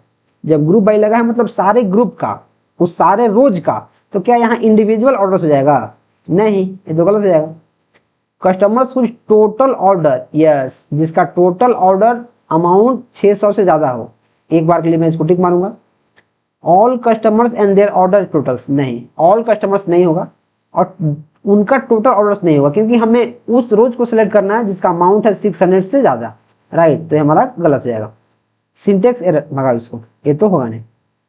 तो आंसर हमारा बी देखने को मिल जाएगा। हमें क्वेश्चन में मिला है कि कस्टमर आईडी और सम अमाउंट को सिलेक्ट करना है ऑर्डर टेबल से और उसको ग्रुपिंग करना है रो वाइज। कस्टमर आईडी के हेल्प से ग्रुपिंग करना है जिसका सम हमारा 600 से ज्यादा हो, तो ये हमारा आंसर देखने को मिल जाएगा। हमारे पास ये टेबल दिया है, इसका कुछ मुझे काम नहीं पड़ा है, right. Next, which of the following is an example of all DBMS? कौन सा है जो आल डीबीएमएस का एग्जाम्पल है? क्या माइक्रोसॉफ्ट एक्सेल आल डीबीएमएस है? नहीं, ये तो स्प्रेडशीट है, गलत। क्या ओरेकल डेटाबेस है? बिल्कुल। क्या एडोबी फोटोशॉप है? नहीं, ये तो हमारा ग्राफिक्स बनाने के लिए काम आता है। क्या मोजिला फायरफॉक्स है? ये तो हमारा ब्राउजर है। तो हमारा आंसर ओरेकल डेटाबेस देखने को मिल जाएगा। एक चीज और आप और लिख सकते हैं, जैसे माई एसक्यूएल हो गया, या फिर एसक्यूएल लाइट हो गया, या फिर फायरबोल्ट हो गया, फायरबोल्ट, या फिर मारिया डीबी, या फिर मोंगो डीबी। ये सारे के सारे हमारे रिलेशनल डेटाबेस मैनेजमेंट सिस्टम के एग्जांपल्स हैं। तो इस केस में मैं बी के साथ जाऊंगा, right. Next, which of the following statements about no sequel no SQL database is true? No SQL के डेटाबेस के लिए कौन सा स्टेटमेंट सही है?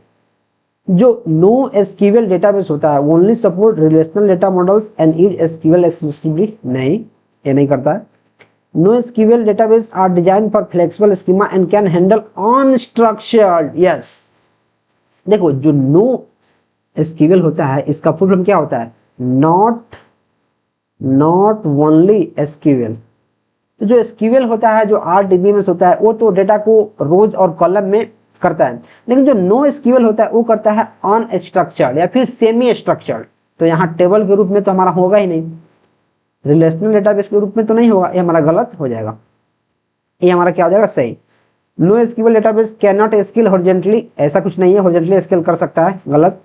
No SQL database always require fixed schema, नहीं, इसमें फ्लेक्सिबल स्कीमा हो सकते हैं, जैसे सेमी स्ट्रक्चर है तो फ्लेक्सिबल इसके स्कीमा हो सकते हैं, तो भी हमारा गलत हो जाएगा। आंसर हमारा बी देखने को मिलेगा। Next, what is the purpose of distinct keyword in SQL. तो देखो जो डिस्टिंक्ट कीवर्ड होता है, डिस्टिंक्ट होता है, ये डुप्लीकेट रो को भगाता है, डुप्लीकेट को भगाता है मतलब सारे के सारे चीजों को यूनिक कर देता है। To select all columns from a table, नहीं। To remove duplicate rows from the result, yes, duplicate को भगाने के लिए। टू सॉर्ट द रिजल्ट, नहीं, इसको हम कहते हैं ऑर्डर बाई से, सॉर्ट करने के लिए order by. To join the table, इसके लिए हम ज्वाइन का यूज करते हैं, ज्वाइंट का, इसको भगाओ, इसको भगाओ, आंसर हमारा बी देखने को मिलेगा। Next, which of the following best describes PostgreSQL a NoSQL document database. क्या a NoSQL document database हो जाएगा? नहीं। क्या लाइट वेट स्प्रेडशीट हो जाएगा? स्प्रेडशीट एक्सेल थोड़ी है ये, भगाओ इसको। An open source object relational database management system, yes, open source है। जो पोस्ट ग्रे एसक्यूएल है एक open source object relational database management system है। क्या क्लाउड बेस्ड है? नहीं, क्लाउड बेस्ड नहीं है, इस पे याद करो। जो पोस्ट ग्रे एसक्यूएल है इसको आपको करना है याद, क्योंकि क्वेश्चन डायरेक्ट आपसे पूछा जा सकता है कि पोस्ट ग्रे एसक्यूएल का क्या मतलब है, मतलब क्यों है PostgreSQL, right. Next, select the function you to return the number of rows in a result set. Number of rows मतलब काउंट करेगा, सम मतलब क्या होता है, जोड़, सारा का सारा सम करके, एवरेज मतलब एवरेज रिटर्न करेगा, मैक्स मतलब मैक्स रिटर्न करेगा, मैक्सिमम। तो काउंट हमारा आंसर देखने को मिल जाएगा, जो काउंट रिटर्न करेगा कितने नंबर ऑफ रोज हैं, राइट। नेक्स्ट, और मैं आपको फिर से रिकमेंड करूंगा कि अगर आप काफी डेडिकेटेड है और पढ़ रहे हैं तो आप इसको ले सकते हैं, डिस्क्रिप्शन में इसका लिंक है, मैं ज्यादा टाइम इस पर नहीं गवाऊंगा, right. Next, which of the following which SQL function returns the smallest, largest और average value from the numeric column. तो आपको पता होगा कि एक होता है एग्रीगेट फंक्शन, एग्रीगेट, उसमें आता है हमारा सम आता है, हमारा काउंट आता है, हमारा मीन मैक्स एवरेज सब आता है। तो बोला स्मॉलेस्ट, स्मॉलेस्ट कौन सा है? क्या स्मॉलेस्ट काउंट हो जाएगा? नहीं। क्या स्मॉलेस्ट मतलब मैक्सिमम हो जाएगा? नहीं। क्या स्मॉलेस्ट मतलब एवरेज हो जाएगा? नहीं। तो क्या हो जाएगा? स्मॉलेस्ट मतलब मिनिमम, लार्जेस्ट मतलब हमारा मैक्सिमम और एवरेज मतलब हमारा हो जाएगा क्या? एवरेज। तो इस केस में हमारा आंसर ए देखने को मिलेगा। Next, which of the following is a scalar function in SQL that operates on a single value and returns a single result। बोल रहा है कि कौन सा है एक स्केलर फंक्शन SQL में जो एक सिंगल वैल्यू पे काम करता है और सिंगल रिटर्न को ही क्या करता है, सिंगल रिजल्ट को ही रिटर्न करता है। क्या सम करता है? क्या सम एक वैल्यू पे काम करता है? नहीं। सम में क्या होता है कि बहुत सारे वैल्यूज होती हैं, बहुत सारे रोज होती हैं, उन सबको सम करना होता है। तो क्या ये एक सिंगल वैल्यू है? नहीं। ये सिंगल वैल्यू रिटर्न जरूर करता है लेकिन सिंगल वैल्यू पे काम नहीं करता है। जो सम है वो लास्ट में भले सबको जोड़ के एक सिंगल वैल्यू रिटर्न करता है लेकिन सिंगल वैल्यू पे काम नहीं करता है, राइट।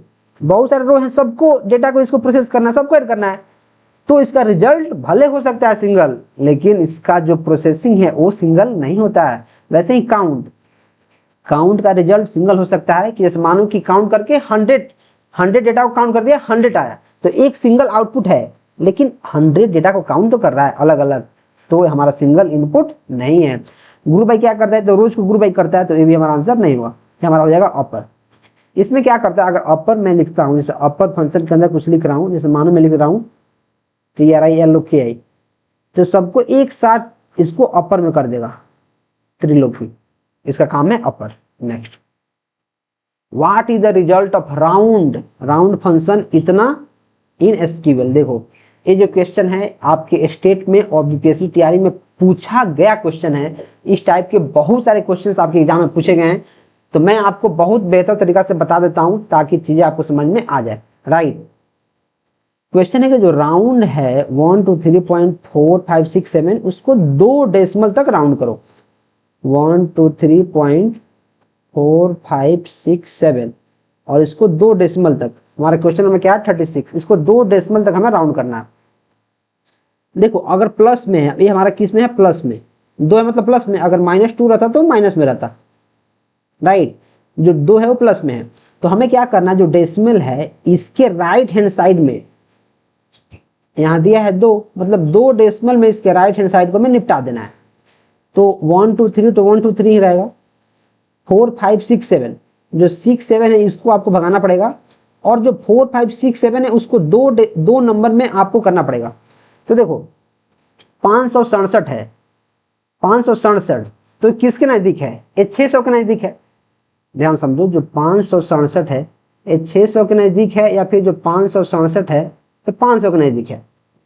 नियरेस्ट किसके है, किसके नियरेस्ट है, तो आप लोग सब जो 567 है वो 600 के नियरेस्ट है, जो 567 है वो 500 के नियरेस्ट नहीं है, राइट।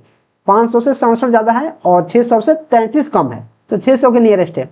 तो आप क्या करो, जो 567 है इसको 600 में बना दो, तो क्या हो जाएगा 4600। चूंकि हमें 2 नंबर में इसको कर देना है, जो डेसिमल है उसके बाद 2 नंबर में हमको इसको कंप्लीट कर देना है, तो ये 2 जीरो को मैं भगा दूंगा, आंसर हो जाएगा 123.46, हमारा आंसर हो जाएगा। तो 123.46 हमारा आंसर देखने को मिलेगा।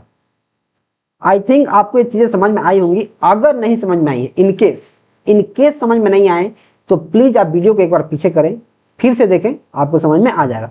क्वेश्चन है कि यहाँ 2 लिखा है, प्लस लिखा है, प्लस मतलब डेसिमल के बाद, अगर माइनस लिखा रहता तो फिर डेसिमल से पहले, प्लस लिखा मतलब डेसिमल के बाद, अगर माइनस रहता तो डेसिमल के पहले, right. Next, what does round 98 point इतना जीरो रिटर्न। अब देखो 98.7654 जीरो, मतलब अब जो जीरो लिखा है जीरो, माइनस नहीं लिखा है जीरो है, मतलब जो डेसिमल है उसके बाद के नंबर को हमें जीरो कर देना है, जीरो कर देना है। तो 98.7654 है, तो जो 7654 है, 7654 इसको जीरो करना है। तो देखो 98 जो है 98.7654 है, अगर यहाँ 5 से कम रहता तो हमारा 97 हो जाता, लेकिन 98.5 से ज्यादा है, मतलब सारा का सारा वैल्यू हमारा क्या हो जाएगा, 98 को हम 99 नहीं बना सकते हैं, बना सकते हैं। बहुत सारे लोग के समझ में नहीं आया होगा, मैं समझा रहा हूँ, देखो ध्यान से मैं क्या बोल रहा हूँ। मैं बोल रहा हूँ यहाँ देखो, यहाँ ऐसे समझो, जैसे यहाँ 98.7 है 7, तो सारा का सारा नंबर 99 के पास है कि ये हमारा क्या है 97 के पास। तो जो 97 से ज्यादा है 98, और जो 98.7 है मतलब 99 के ज्यादा करीब है, और 99 के ज्यादा करीब है तो 99 इसका आंसर देखने को मिल जाएगा। ये जीरो मतलब इसके जो डेसिमल के बाद जो नंबर से, इनके जगह पर कुछ नहीं रखना है, यहाँ जीरो लिखा है मतलब इनके जगह पर कुछ नहीं रखना है, हमको सिर्फ डेसिमल के पहले वाले नंबर पे ऑपरेशन करना है, डेसिमल के बाद में कुछ चाहिए ही नहीं, जीरो लिख दिया है। तो इस केस में हमारा आंसर 99 हमें देखने को मिल जाएगा, right. Next, what is the result of round 123.56 -2, यहाँ देखो -2 है, तो 123.56 और -2, तो देखो -2 लिखा है, अगर यहाँ 1 रहता, 1 रहता तो हम लोग क्या करते, ट्रंकेट, और 0 रहता है तो हम लोग क्या करते हैं, राउंड। लेकिन यहाँ -2 है, -2, और सिर्फ यहाँ 1 है, सिर्फ यहाँ 1 है और यहाँ -2, मतलब 2 ही पैरामीटर है, 2 ही पैरामीटर, इसमें कोई भी फंक्शन नहीं है। जब कोई भी फंक्शन नहीं है तो इसका भी हमें काम नहीं पड़ेगा, राइट। और यहाँ -2 लिखा है, -2 लिखा मतलब क्या, अगर यहाँ +2 लिखा रहता तो मतलब जो डेसिमल है इसके बाद में ऑपरेशन करना है, और यहाँ -2 लिखा है मतलब डेसिमल के पहले हमें ऑपरेशन करना है। हमें क्या करना है, डेसिमल के पहले ऑपरेशन करना है। तो 1234.56 है और -2 है, तो मतलब डेसिमल के यहाँ नहीं करना है, डेसिमल के इधर करना है। तो जो 34 है, 34 इसको पकड़ो, 34 जो 34 है वो 40 के ज्यादा नजदीक है, कि जो 34 है वो 30 के ज्यादा नजदीक है, क्योंकि हमें 2 नंबर को लेना है, 2 डिजिट को, तो मैं 2 डिजिट पे ऑपरेशन कर रहा हूँ। जो 34 है वो 40 के नजदीक है, जो 34 है वो 30 के नजदीक है। तो आप बोलोगे सर जो 34 है वो तो 30 के नजदीक है, तो आप 1230 इसका आंसर कर दोगे। और -2 है तो मतलब माइनस में जाना है, इधर तो काम है ही नहीं, तो ये हमारा खत्म हो जाएगा। तो इसका आंसर हो जाएगा हमारा 1230। ऐसा बहुत लोगों को लगेगा, ऐसा क्या होगा, बहुत लोगों को लगेगा कि इसका आंसर 1230 हो जाएगा और काफी सारे लोग इसका आंसर मार देंगे 1230, लेकिन इसका आंसर 1230 नहीं होगा। इसका आंसर क्या होगा, अब ध्यान समझो, फिर समझना ध्यान से।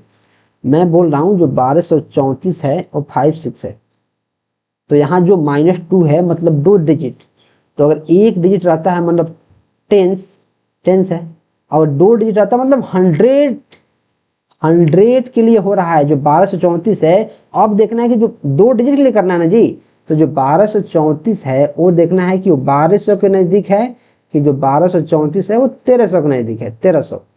तो इस केस में आप देखोगे कि जो 1234 है वो 1200 के नजदीक है, तो आंसर एक्चुअल में इसका 1200 होगा। मैं आपको 1230 पढ़ा के भरमा रहा था, राइट। आप बहुत सारे लोग इसको 1230 मार देंगे और बोलेंगे भैया यार मेरा तो सही ही है, राइट। देखो ध्यान से क्या बोलना है, इसमें समझना है कि जो -2 है, -2 अगर 2 दिया रहता तो मैं इसको कर रहा था, मुझे तो इधर जाने की जरूरत ही नहीं थी। मुझे क्या इधर जाने की जरूरत थी, नहीं थी। जो -2 दिया मतलब मुझे इसमें जाना है और इस पार्ट में जाना है, तो 2 डिजिट को लेना है। जब 2 डिजिट को आप लोगे तो डायरेक्ट आप 34 को कैसे ले रहे हो, डायरेक्ट आप 34 को कैसे ले रहे हो, कैसे आप राइट साइड में लेते हो तब ना आप इसको ले रहे हो, 2 डिजिट को आप कर रहे हो, इधर आप नहीं कर सकते वैसे। तो आपको सारा का सारा लेना पड़ेगा, मतलब 100 प्लेस तक आप लेना पड़ेगा और 1234 को 1200 में कन्वर्ट करना पड़ेगा। Next, what is the result of round. अब एक काफी भयंकर क्वेश्चन है, 103.4567 2 और 1। अब देखो यहाँ थोड़ा जटिल प्रश्न मैं इसको बोलूंगा। अगर देखो जो थर्ड वाला नंबर है इसको बोलते हैं फंक्शन, जो थर्ड पैरामीटर है इसको क्या बोलते हैं, उसको फंक्शन बोलते हैं। और अगर यहाँ 1 है, 1 अगर यहाँ 1 है तो इसका मतलब है ये वैल्यू हमारा ट्रंकेट हो जाएगा, मतलब यहाँ से काट दिया जाएगा। और अगर यहाँ 0 है तो हमारा क्या हो जाएगा, राउंड हो जाएगा, राउंड। तो 102.4567 और 2 डेसिमल को हमें क्या करना है, ऑपरेशन परफॉर्म करना है। और 1 दिया मतलब ट्रंकेट करना है, 1 दिया मतलब क्या करना है, ट्रंकेट। तो क्या होगा, 1 दिया हमारा ट्रंकेट करना है, तो इसका आंसर हमारा क्या देखने को मिलेगा, राइट। तो अब ध्यान समझो, ध्यान से समझना आपको काफी जरूरी है। यहाँ ट्रंकेट करना मतलब 2 डिजिट जो है, 2 डिजिट, तो आप 2 डिजिट करोगे मतलब इस 2 डिजिट को आपको ट्रंकेट कर देना है, इस 2 डिजिट को क्या करना है, ट्रंकेट। तो 123.45 इसका आंसर हमें देखने को मिल जाएगा, ये आंसर हो जाएगा। अब बहुत सारे लोग बोलेंगे सर अगर यहाँ 0 रहता, तो देखो यहाँ अगर 0 रहता, 0 तो उस केस में हमें राउंड करना है, मतलब इस 2 अक्षर को छोड़ के यहाँ जो 4 5 है और उसके बाद 6 है तो यहाँ 4 6 हो जाएगा। तो अगर यहाँ 0 रहता, 0 तो 123.46 आंसर हो जाता है, 46। और अगर यहाँ 1 है, 1 मतलब ट्रंकेट करना है, उसको राउंड नहीं करना है। यहाँ वैल्यू 1 है मतलब ट्रंकेट करना है, जो 2 डिजिट के बाद आ रहा है उसको भगा देना है, ट्रंकेट करना है। राउंड मतलब क्या करना है, इसको राउंड करना है 2 डिजिट तक। तो 1 है तो हमें क्या करना है, ट्रंकेट। तो इस केस में हमारा आंसर ए ही देखने को मिल जाएगा, right. Next, what is the main purpose of normalization in databases. जो डेटाबेस है उसमें नॉर्मलाइजेशन का मुख्य काम क्या है। To speed of data entry, क्या एक्सेल है, नहीं। To eliminate data redundancy and improve data integrity, अच्छा। To backup data regularly, okay. To format reports in printing, ये तो नहीं होगा। बोला कि जो नॉर्मलाइजेशन है उसका मेन फंक्शन क्या है, तो जो नॉर्मलाइजेशन है उसका मेन पर्पस ये है। नॉर्मलाइजेशन को हम लोग इसलिए लाते हैं कि कम से कम डेटा हमारा डुप्लीकेट हो। मैंने आपको पहले ही बताया कि नॉर्मलाइजेशन क्या होता है कि जो डुप्लीकेसी ऑफ डेटा होता है उसको कम से कम करना होता है, ताकि डेटाबेस काफी अच्छे से काम कर पाए।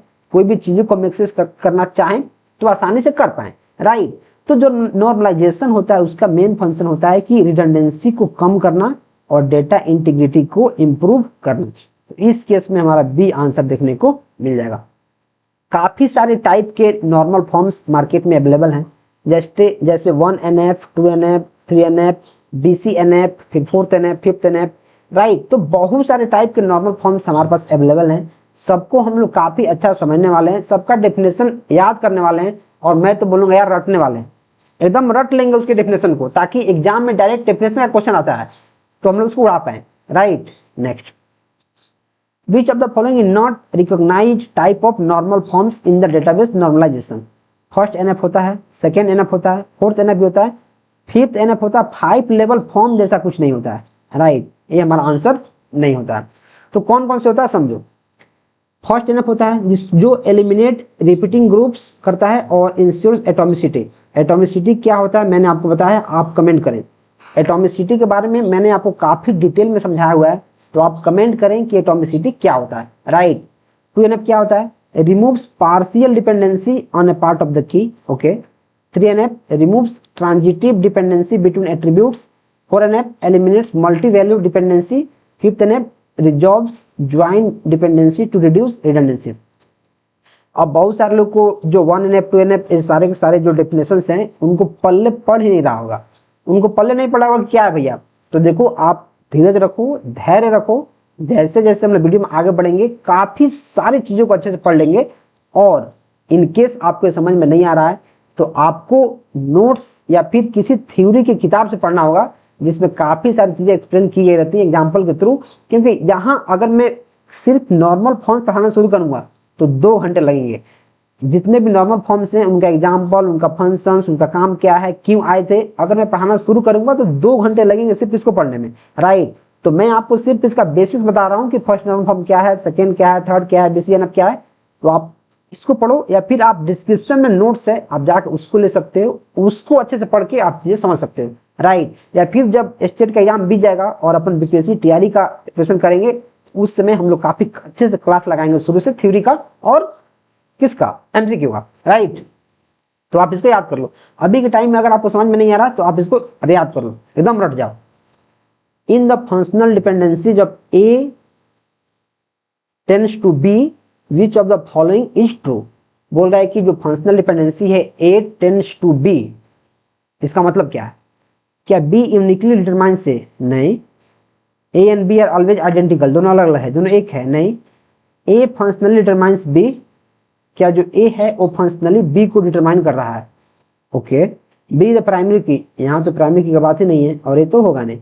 इसका मतलब होता है A फंक्शनली डिटरमाइंस B, जो A है A वो फंक्शनली B को डिटरमाइन कर रहा है, राइट। इसका मतलब A है। Why is normalization necessary in database design. Redundancy को भगाने के लिए और जितने भी हमारे पास एनोमलीज है उनको कम करने के लिए। टू इंक्रीज डेटा रिडंडेंसी, जो नॉर्मलाइजेशन है उसको लाते हैं कि रिडंडेंसी को कम करे, तो क्या उसको इंक्रीज करने के लिए लाके आते हैं? नहीं, काट दो इसको। To avoid update anomalies and ensure data consistency, बिल्कुल सही बात है। टू मेक क्वेरी स्लोअर करने के लिए लाते हैं? नहीं। To duplicate data for backup, नहीं। इसका आंसर होगा to avoid update anomalies. Anomalies मतलब क्या होता है? दिक्कत, परेशानी, राइट। तो आंसर हमारा बी देखने को मिल जाएगा। Next, which condition must be a relation satisfied to be BCNF? Voice coded normal form, VOIC, voice coded normal form. बोला कौन सी कंडीशन है जो इसको सेटिस्फाई करेगा? Every non key attribute is fully functional dependent on primary key, नहीं, ये तो नहीं है। Every determinant is a candidate key, okay. There are no multi valued, ये तो 4th NF है, भगाओ इसको। द रिलेशन है नो डुप्लीकेट की, ये हमारा प्राइमरी की के लिए है, इसको भगाओ। ये हमारा आंसर क्या हो जाएगा? ए देखने को, हमारा बी देखने को मिल जाएगा। जो BCNF होता है requires that for every functional dependency the determinant मतलब left side must be a candidate key. तो बोल रहा है कि कौन से है जो BCNF को सेटिस्फाई कर रहा है, तो कौन कर रहा है? एवरी डिटरमिनेंट जो होगा वो कैंडिडेट की होगा। मतलब अगर लेफ्ट वाला जो की है वो हमेशा क्या होगा? कैंडिडेट की होगा। जो लेफ्ट वाला है वो हमेशा कैंडिडेट की होगा। मुझे पता है बहुत सारे लोगों को समझ में नहीं आ रहा होगा, लेकिन जिनको नॉर्मल फॉर्म के सारे डेफिनेशन पता है, जिनको नॉर्मल फॉर्म्स पता है, इनके डेफिनेशंस पता है, राइट, वो इस चीजों को समझ पा रहे होंगे, बाकी लोगों को समझ में आ ही नहीं रहा होगा, right. Specialization is the process of, देखो कॉलेज के टाइम में जो स्पेशलाइजेशन था और जनरलाइजेशन था, एक होता है स्पेशलाइजेशन और एक होता है जनरलाइजेशन। ये मेरे को समझ में आता ही नहीं था, मुझे समझ में आता ही नहीं था कि है क्या, लेकिन मैं आपको बेहतर तरीके समझा रहा हूं। मैं याद कर लिया था ST, मैं याद किया था ST, S से स्पेशलाइजेशन और T से top down approach, top down approach मैं याद कर लिया था। S के बाद T आता है तो मैं याद कर लिया था ST। जो स्पेशलाइजेशन है वो टॉप डाउन अप्रोच को फॉलो करता है। टॉप मतलब बड़ा, जो टॉप में होगा वो एक होगा, फिर यहाँ 2 भाग में बटेगा, फिर और भाग में बढ़ते जाएगा, राइट। स्पेशलाइजेशन क्या है? Combining multiple entity into a generalized entity. नहीं, ये तो जनरलाइजेशन है। Dividing a higher level entity into lower level sub entity. Yes, एक हायर लेवल को लोअर लेवल हम सब एंटिटी में डिवाइड कर रहे हैं। टॉप डाउन मतलब टॉप से लेकर डाउन तक। तो मैं क्या याद किया था? स्पेशलाइजेशन मतलब टॉप डाउन, ST स्पेशलाइजेशन मतलब टॉप डाउन। तो ये हमारा बी हमारा आंसर देखने को मिलेगा। Treating relation as a entity, नहीं ये नहीं होगा। रिमूविंग रिडंडेंट डेटा, ये नहीं होगा। आप इसको याद कर लो, ST, S मतलब स्पेशलाइजेशन और T मतलब क्या होता है? Top down. टॉप ऊपर से डाउन। टॉप से डाउन कब होगा? जब ऊपर बड़ा होगा, उसको ब्रेक करो ब्रेक करो ब्रेक करो, तो डिवाइड करते जाओगे तो क्या हो जाएगा? ये स्पेशलाइजेशन हो जाएगा। तो सेम टू सेम ऐसे ही है एग्रीगेशन। और उसके पहले क्या है? ये हमारा क्या है? Combining multiple entity into generalized. Multiple को जनरलाइज में कर रहे हो, ये हो जाएगा जनरलाइजेशन। जनरलाइजेशन इसमें क्या करोगे? मल्टीपल को, जैसे 3 है, इसको 2 कर दोगे, फिर इसको कंबाइन करके 1 कर दोगे, नीचे से ऊपर, ये हो जाएगा। ये क्या हो जाएगा? नीचे से ऊपर। ये टॉप डाउन था, ये क्या हो जाएगा? Bottom up. ये हो जाएगा bottom up, bottom up, right. Next, aggregation is best described as dividing entity into subclass, combining entity to form a new entity, नहीं। Treating a relationship set is a higher entity level, और eliminating duplicate data. Elimination वाला काम तो हमारा aggregation का नहीं है, तो इसका आंसर हमारा क्या हो जाएगा?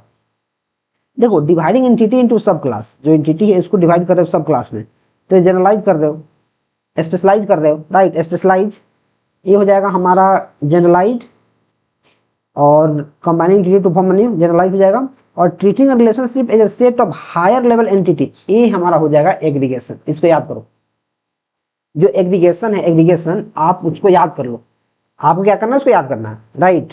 Next, which key uniquely identify each record in a table and cannot contain null. Null यहाँ लिखा है, नल। कौन से नल वैल्यू को नहीं कंटेन कर सकता है और यूनिकली आइडेंटिफाई करता है? तो आप ये बचपन से चीजें पढ़ते आ रहे होंगे कि यूनिकली आइडेंटिफाई करने वाला कोई भी रिकॉर्ड में जो की होता है, जिसका वैल्यू नॉट नल होता है, मतलब नल नहीं होता है, उसको हम लोग बोल देते हैं प्राइमरी की। उसको क्या बोलते हैं? प्राइमरी की। तो इसके बारे में कुछ और समझ लो। हमारे पास 6 टाइप्स ऑफ मेन कीज होती हैं, 6 टाइप की कीज होती हैं। प्राइमरी की, कैंडिडेट की, सुपर की, फॉरेन की, कंपोजिट की और अल्टरनेट की। तो जो प्राइमरी की होता है, क्या होता है? ये यूनिकली चीजों को आइडेंटिफाई करता है, यूनिकली हर एक रिकॉर्ड को। ये नल नहीं हो सकता है, और कम से कम इसमें नंबर ऑफ एट्रीब्यूट्स होते हैं, राइट। मतलब छोटा से छोटा ये हमारा की होता है, राइट। कैंडिडेट की क्या होता है? ऐसा एट्रीब्यूट जो किसी चीज को यूनिकली आइडेंटिफाई करे। प्राइमरी की में अलाउ नल इन सम डीबीएमएस, इसमें नल हो सकता है, लेकिन प्राइमरी की में नल नहीं हो सकता, इसमें नल हो सकता है। सुपर की सेट ऑफ वन और मोर एट्रीब्यूट्स दैट यूनिकली आइडेंटिफाइड, एक या एक से ज्यादा एट्रीब्यूट्स का कलेक्शन जो किसी भी टेबल को, रो को, टेबल के रो को यूनिकली आइडेंटिफाई कर पाए। ऐसे ही फॉरेन की, कंपोजिट की, अल्टरनेट की, आप इसको पढ़ लो। आपको क्या करना है? इसको पढ़ना है, और मुझे लग रहा है आपको याद होगा। अगर याद नहीं है तो आपको करना है याद। मैं सारा का सारा इसमें लिख कर इसलिए लाया हूं ताकि आप इसी जगह से याद कर लें, 2 बार 3 बार पढ़ें और चीजें आपको याद हो जाए, right. Next, how many main types of keys are commonly recognized in a relational database. तो मेन टाइप के जो की हैं वो हमारे होते हैं 6 टाइप के, 6। और 6 के 6 बारे में मैंने आपको यहाँ दिखाया हुआ है। तो अगर आप इस टेबल को याद कर लेते हैं तो आई डोंट थिंक कि इससे बाहर कोई भी की आने वाला है। सुपर की क्या होता है? May contain extra attributes but uniquely identify rows, जैसे एम्प्लॉय आईडी या फिर ईमेल। वैसे ही आप कैंडिडेट की, वैसे ही प्राइमरी की, फिर अल्टरनेट की, फॉरेन की, composite key.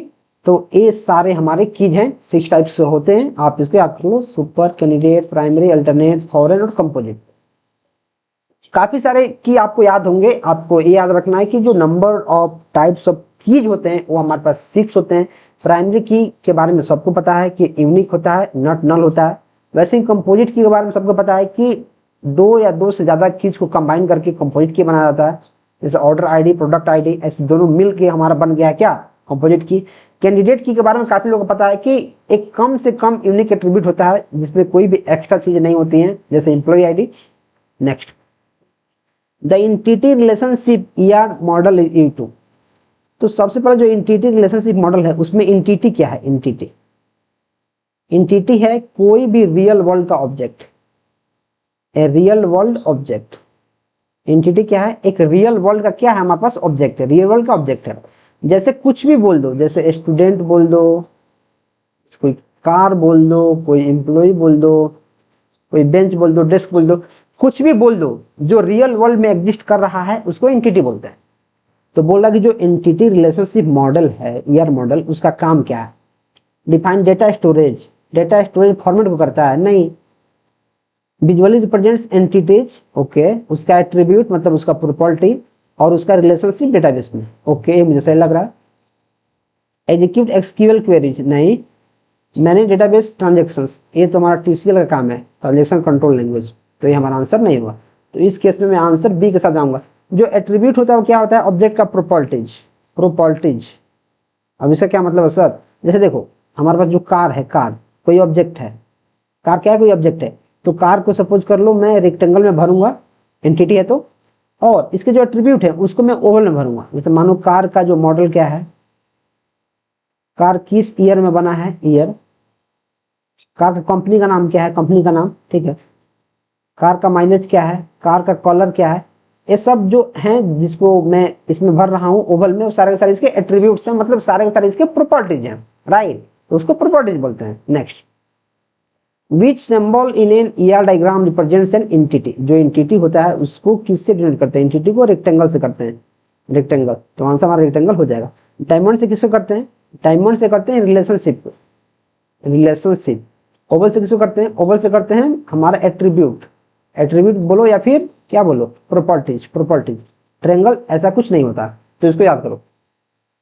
Which of the following is not a main component of ER model. Entity होता है, एट्रीब्यूट होता है, रिलेशनशिप होता है, इंडेक्स नहीं होता है, ये हमारा नहीं होता। Next, which of the following is the type of entity in ER model. Primary entity होता है? नहीं होता है। स्ट्रॉन्ग होता है? बिल्कुल। मेन होता है? नहीं। पैसिव होता है? नहीं। स्ट्रॉन्ग होता है और एक होता है वीक। स्ट्रॉन्ग और वीक एंटिटी, आप इसको याद करो। आपको क्या करना है? इसको याद करना है। तो आंसर हमारा क्या हो जाएगा? स्ट्रॉन्ग एंटिटी हो जाएगा।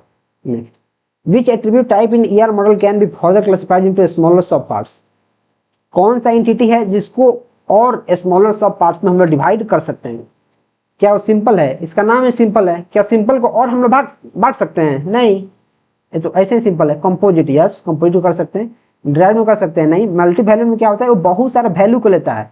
इसका मतलब ये नहीं है कि उसको हम लोग बांट सकते हैं। मल्टी वैल्यूड बहुत सारे वैल्यू को लेता है, राइट। कंपोजिट क्या होता है? इसको हम लोग बांट सकते हैं। नेक्स्ट, अब यहां समझो, जो एट्रीब्यूट होता है जैसे सिंपल हो गया, जैसे इंडिविजुअल वैल्यू, मतलब वैल्यू को हम बांट नहीं सकते हैं, सिंगल वैल्यू को एक कंटेन करेगा। कंपोजिट मतलब मेड ऑफ मल्टीपल पार्ट्स, ठीक है। सिंगल वैल्यू मतलब एक वैल्यू पर एंटिटी स्टोर कर सकता है। मल्टी वैल्यू मतलब मल्टीपल वैल्यू को कर सकता है। डिराइव मतलब कंप्यूटेड फ्रॉम अदर डेटा, और की मतलब यूनिकली आइडेंटिफाई करता है। जैसे हमारे पास 6 टाइप के जो कीज हैं वो सारे इसके एग्जांपल्स की के हो जाएंगे। Which attribute can hold multiple values for a single entity. तो मल्टी वैल्यूड हमारा आंसर देखने को मिल जाएगा। और सिंपल क्या है, फॉरेन क्या है, स्टोर्ड क्या है, इन सब के बारे में हमने काफी अच्छा से पीछे डिस्कस कर लिया है, आप इसको समझ लीजिए। In an ER diagram cardinality refers to the number of entity in a relationship. Number of relationships in entity can participate. The maximum and minimum number of entities occurrences shifted to another entity. हमारे question में क्या है? 55। या फिर the attribute type on a entity.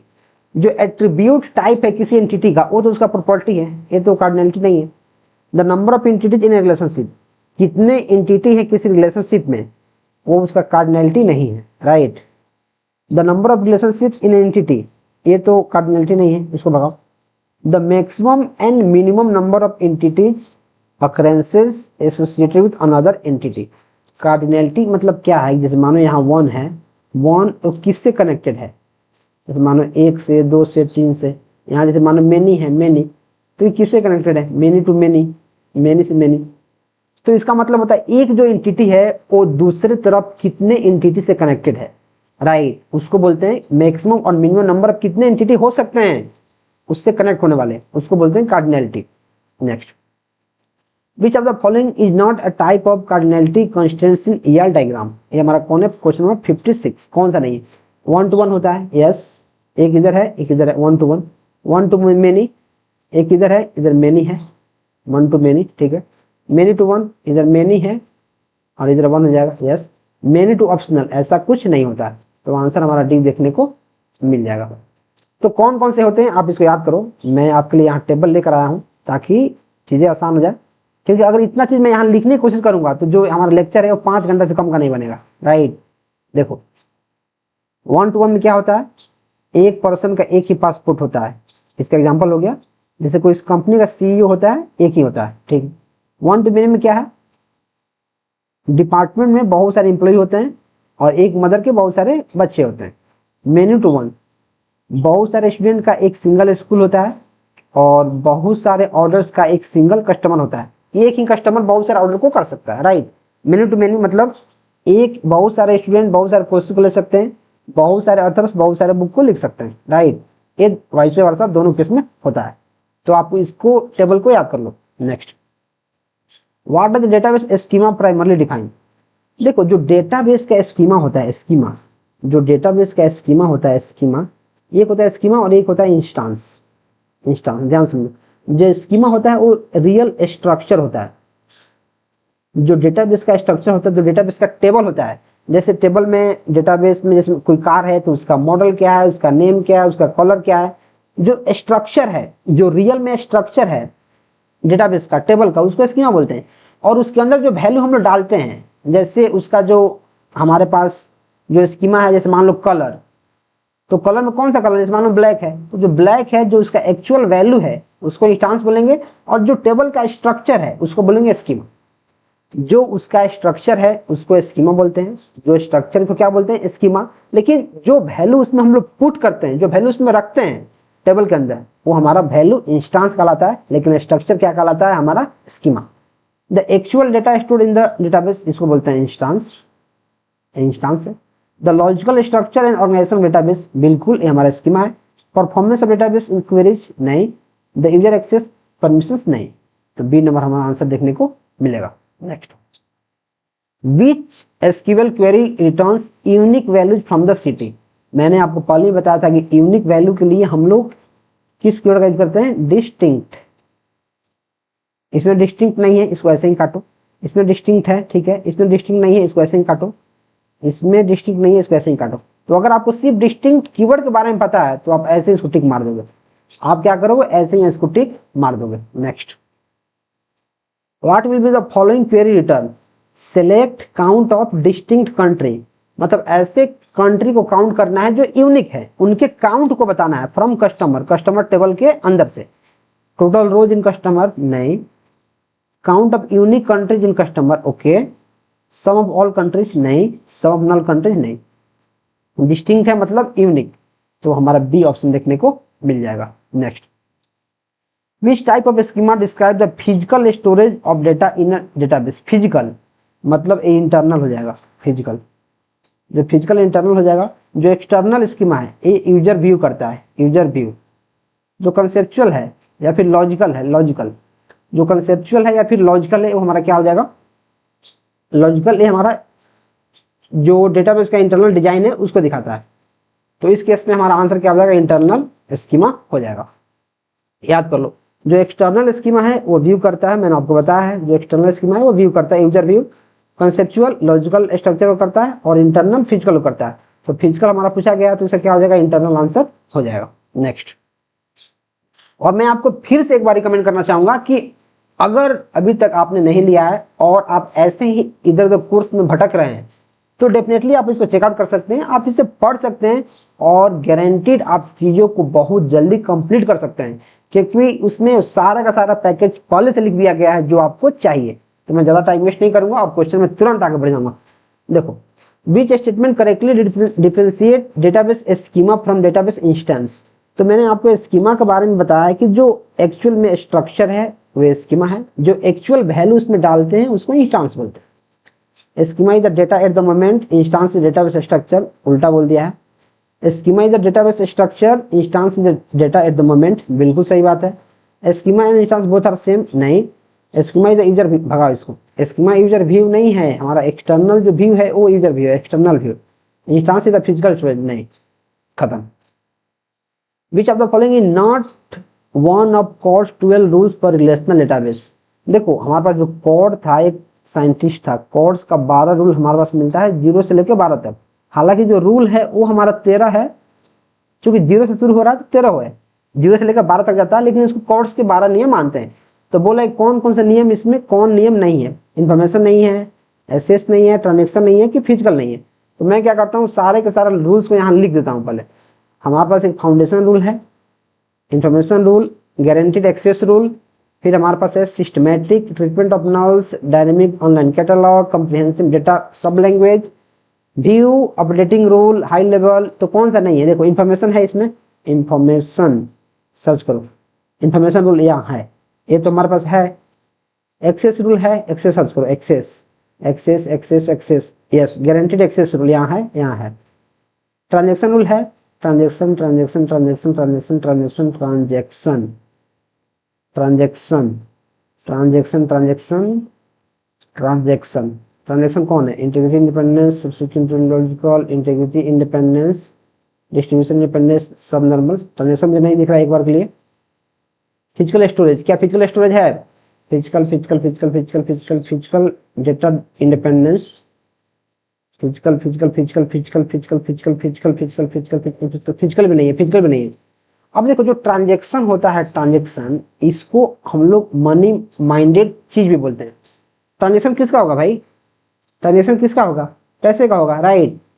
तो location transparency, integrity constant, separate, schema don't change, schema schema, no bypass relational rules.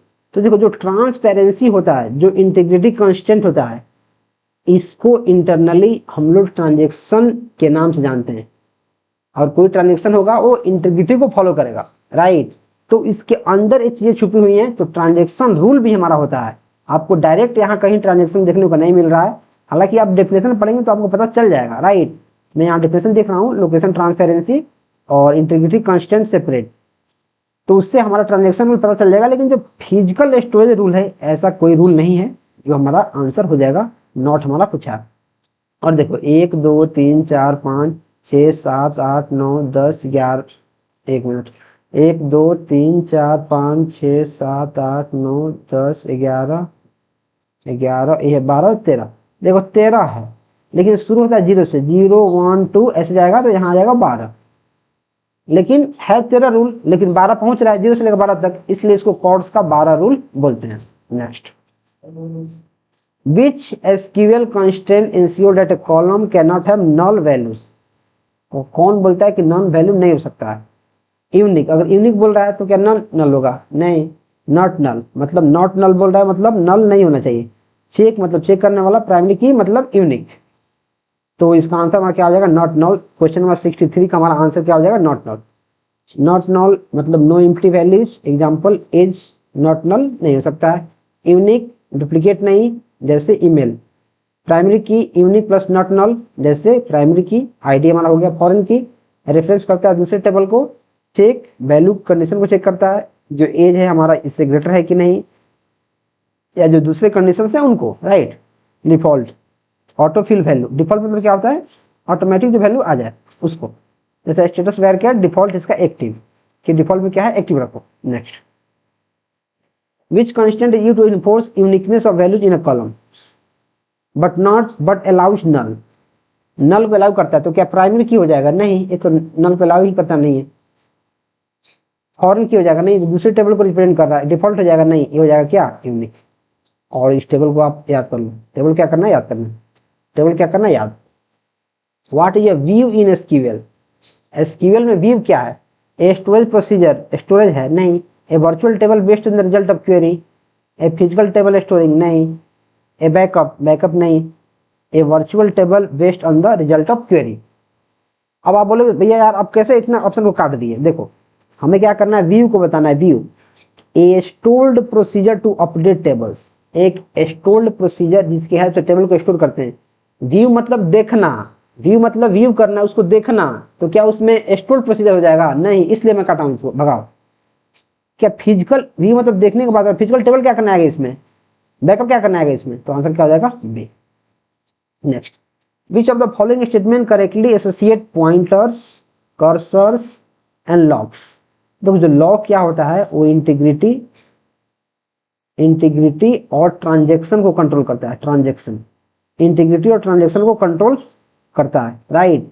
Pointers navigate memory, सही बात है। Cursors handles query result, locks prevent concurrent conflict, conflict नहीं होना चाहिए, ठीक है। Lock navigates query result नहीं, पॉइंटर्स नहीं। Cursor prevents deadlock, locks navigate tables नहीं। लॉक इंटीग्रिटी को करता है, पॉइंटर्स एग्जीक्यूट क्वेरी नहीं। Pointers cursors and locks all handle transaction lock नहीं। आंसर हमारा ए देखने को मिलेगा। आंसर में क्या हो जाएगा? ए देखने को मिलेगा। Next, what is a trigger? Trigger in database, जैसे आप ऐसे कोई बोल रहा है कोई हमारे पास मूवमेंट या फिर कोई चीज ट्रिगर हो गया है, मतलब क्या हो गया? A tool to optimize, optimize करने के लिए हमारे पास कोई चीज ट्रिगर हो गया, मतलब क्या हुआ? ट्रिगर मतलब क्या हुआ है? ऑप्टिमाइज नहीं। A command to backup, backup के लिए अलग चीज होता है, ट्रिगर नहीं होता। A special procedure automatically executed in response to certain event, जैसे नहीं बोलते हैं कि कोई चीज ट्रिगर हो गया है या फिर ट्रिगर हो जाएगा कब? जब कोई भी चीज गलती होगा, किसी भी चीज की जरूरत पड़ेगी तो अपने आप ट्रिगर हो जाएगा। तो बी हमारा आंसर देखने को मिल जाएगा, ये हमारा नहीं हुआ। Next, which type of join returns all record from the left table and the match record from the right table? हमारे पास ए है ज्वाइन, अगर लेफ्ट आउटर में ज्वाइन को बोलता हूं तो सारे के सारे जो, जैसे देखो सारे के सारे जो लेफ्ट टेबल यहां से यहां तक, यहां से यहां तक, यहां से इसको छोड़ दो, जो कॉमन इसको छोड़ दो, यहां से लेफ्ट टेबल में का सारा सारा ले लेगा, और जो इस राइट में से जो मैच हो रहा है उसको ले लेगा, मैच रिकॉर्ड, इसको बोलते हैं लेफ्ट। राइट में क्या होगा कि राइट के यहां से लेके यहां तक जो राइट के है सारा सारा ले लेगा, और जो मैच है उसको ले लेगा, उसको राइट बोलेंगे। इनर मतलब जो दोनों में कॉमन हो सबको ले लेगा, फुल मतलब सबको ले लेगा, राइट। नेक्स्ट, यहाँ पढ़ सकते हो आप ओनली रोज इन कॉलम, आप इसको पढ़ लो। आप क्या करना, इसको पढ़ लेना, मैं क्या करता हूँ इसको मिटा देता हूँ, आपको इसको पढ़ना है, मैं साफ कर देता हूँ, इसको पढ़ लेना, ठीक है। इसको क्या करना, पढ़ना है। इनर जॉइन क्या करता है? Returns only row with matching values in both the tables. Inner मतलब दोनों में जो मैच करेगा, लेफ्ट में लेफ्ट वाला सारा का सारा और जो मैच करेगा, लेफ्ट वाला सारा का सारा और जो मैच करेगा। राइट में राइट वाला सारा का सारा और जो मैच करेगा। फुल में दोनों में, वो चाहे लेफ्ट हो चाहे राइट हो, दोनों में जो मैच कर रहा है, दोनों में जो मैच कर रहा है, right. Next, what is cross join? Cross join का मतलब क्या है कि अगर यहाँ कोई वैल्यू है, इधर भी कोई वैल्यू है, तो एक वैल्यू इन सबसे कनेक्टेड हो, सबसे, इधर का एक वैल्यू सबसे कनेक्टेड हो, फिर एक वैल्यू है सबसे कनेक्टेड हो सबसे, फिर एक जो वैल्यू है वो सबसे कनेक्टेड हो, इसको क्या बोलते हैं? Cross join. Rows with matching values from both side नहीं। All possible combination of rows and columns, सही बात है। ओनली रोज विथ नन, गलत, रोज गलत, हमारा बी नंबर आंसर देखने को मिलेगा। तो आप बोलोगे भैया आपको कैसे पता है कि क्रॉस ज्वाइन ऐसा होता है? तो क्रॉस ज्वाइन ऐसे होता है, आपको याद करना पड़ेगा। आपको क्या करना पड़ेगा? याद। इसका समझने का कोई टेक्निक नहीं है। जो क्रॉस ज्वाइन होता है, जो क्रॉस ज्वाइन होता है उसकी फंक्शंस क्या होती हैं, कैसे काम करती हैं, आपको उसको याद करना पड़ेगा। अगर आप पहले से याद किए हैं तो बहुत अच्छी बात है, याद नहीं किए तो आप इसको याद कर लीजिए। आपको क्या करना है? याद। और मैं आपको रिकमेंड करूंगा कि अगर आप नोट्स से पढ़ते तो आपको सारी चीजें उसमें लिखी हुई हैं काफी डिटेल में, विथ डायग्राम के साथ, तो चीजें आपको काफी आसान पड़ जाएंगी, काफी आसानी से आप इसको कर सकते हैं, और लिंक उसका डिस्क्रिप्शन में आपको मिलेगा। नेक्स्ट, PL SQL क्या है? A procedural extension to SQL used in Oracle database. A type of no SQL नहीं। A query language for retrieving data from table नहीं, ये तो स्ट्रक्चर्ड क्वेरी लैंग्वेज है। A front end development tool नहीं। इसका हो जाएगा, इसका full form a procedural extension of SQL used in Oracle database. Next, consider two tables, हमारे पास काफी भयंकर क्वेश्चन है। What is the result of the SQL query? Select employee का नेम, डिपार्टमेंट, अच्छा सिलेक्ट एम्प्लॉई डॉट नेम मतलब employee का name, department dot department from employee table, left outer join department on employees का department बराबर department का department. बहुत सारे लोग इस क्वेरी को समझ पाए ही नहीं है, राइट। तो ये है काफी भयंकर क्वेरी लेफ्ट आउटर ज्वाइन का, जिसका कहने का मतलब है कि एम्प्लॉय का नाम सेलेक्ट करो, डिपार्टमेंट का नाम सेलेक्ट करो एम्प्लॉय के टेबल से, और उसको लेफ्ट आउटर ज्वाइन करो डिपार्टमेंट में एम्प्लॉय के साथ। एम्प्लॉय का जो डिपार्टमेंट आईडी है वो बराबर होना चाहिए डिपार्टमेंट के डिपार्टमेंट आईडी से, राइट। तो only employee with matching department, नहीं, all employees with department names where available, null otherwise. ये हमारा क्वेश्चन नंबर 71 है। Only department match to employee, नहीं। ओनली एम्प्लॉय विदाउट डिपार्टमेंट, नहीं, विदाउट डिपार्टमेंट कहां से। All employees with department names are available, अगर नहीं है तो नल। तो इस केस में हमारा बी आंसर हो जाएगा। और इसी के साथ हमने डीबीएमएस के वो सारे के सारे इंपॉर्टेंट कॉन्सेप्ट्स एमसीक्यू कर लिए। और मैं आपको लास्ट में एक बार रिकमेंड करना चाहूंगा कि अगर आप प्रिपरेशन कर ही रहे हैं तो अच्छे से कीजिए, भले आप नोट्स से पढ़ें चाहे नहीं पढ़ें, जहां से भी पढ़ें आप अच्छे से पढ़ें, मेक श्योर करें कि अच्छे से पढ़ें। और इसको बार बार रिवीजन करना बहुत जरूरी है, क्योंकि एक बार चीजें जब हम लोग पढ़ते हैं तो याद हो जाता है, लगता है याद ही रहेगा, लेकिन ऐसा होता नहीं है, चीजों को हम लोग भूल जाते हैं, राइट। तो आई थिंक आपको चीजें समझ में आई होंगी। अगर आ रही हैं तो वीडियो को लाइक कर दो, एक प्यारा सा कमेंट करो, और चैनल को सब्सक्राइब करना बहुत जरूरी है यार। चैनल को सब्सक्राइब करो, सब्सक्राइबर्स बहुत जरूरी है। और मैं तो बोलूँगा यार, आप पढ़ रहे हो तो उसका स्क्रीनशॉट भी लगाओ, मेरे को टैग करो इंस्टाग्राम पर, या फिर कहीं भी टैग करो मुझे, मैं भी उसको शेयर करूंगा, राइट। तो चलिए फिर मिलते हैं नेक्स्ट वीडियो में। Till then keep supporting and keep exploring.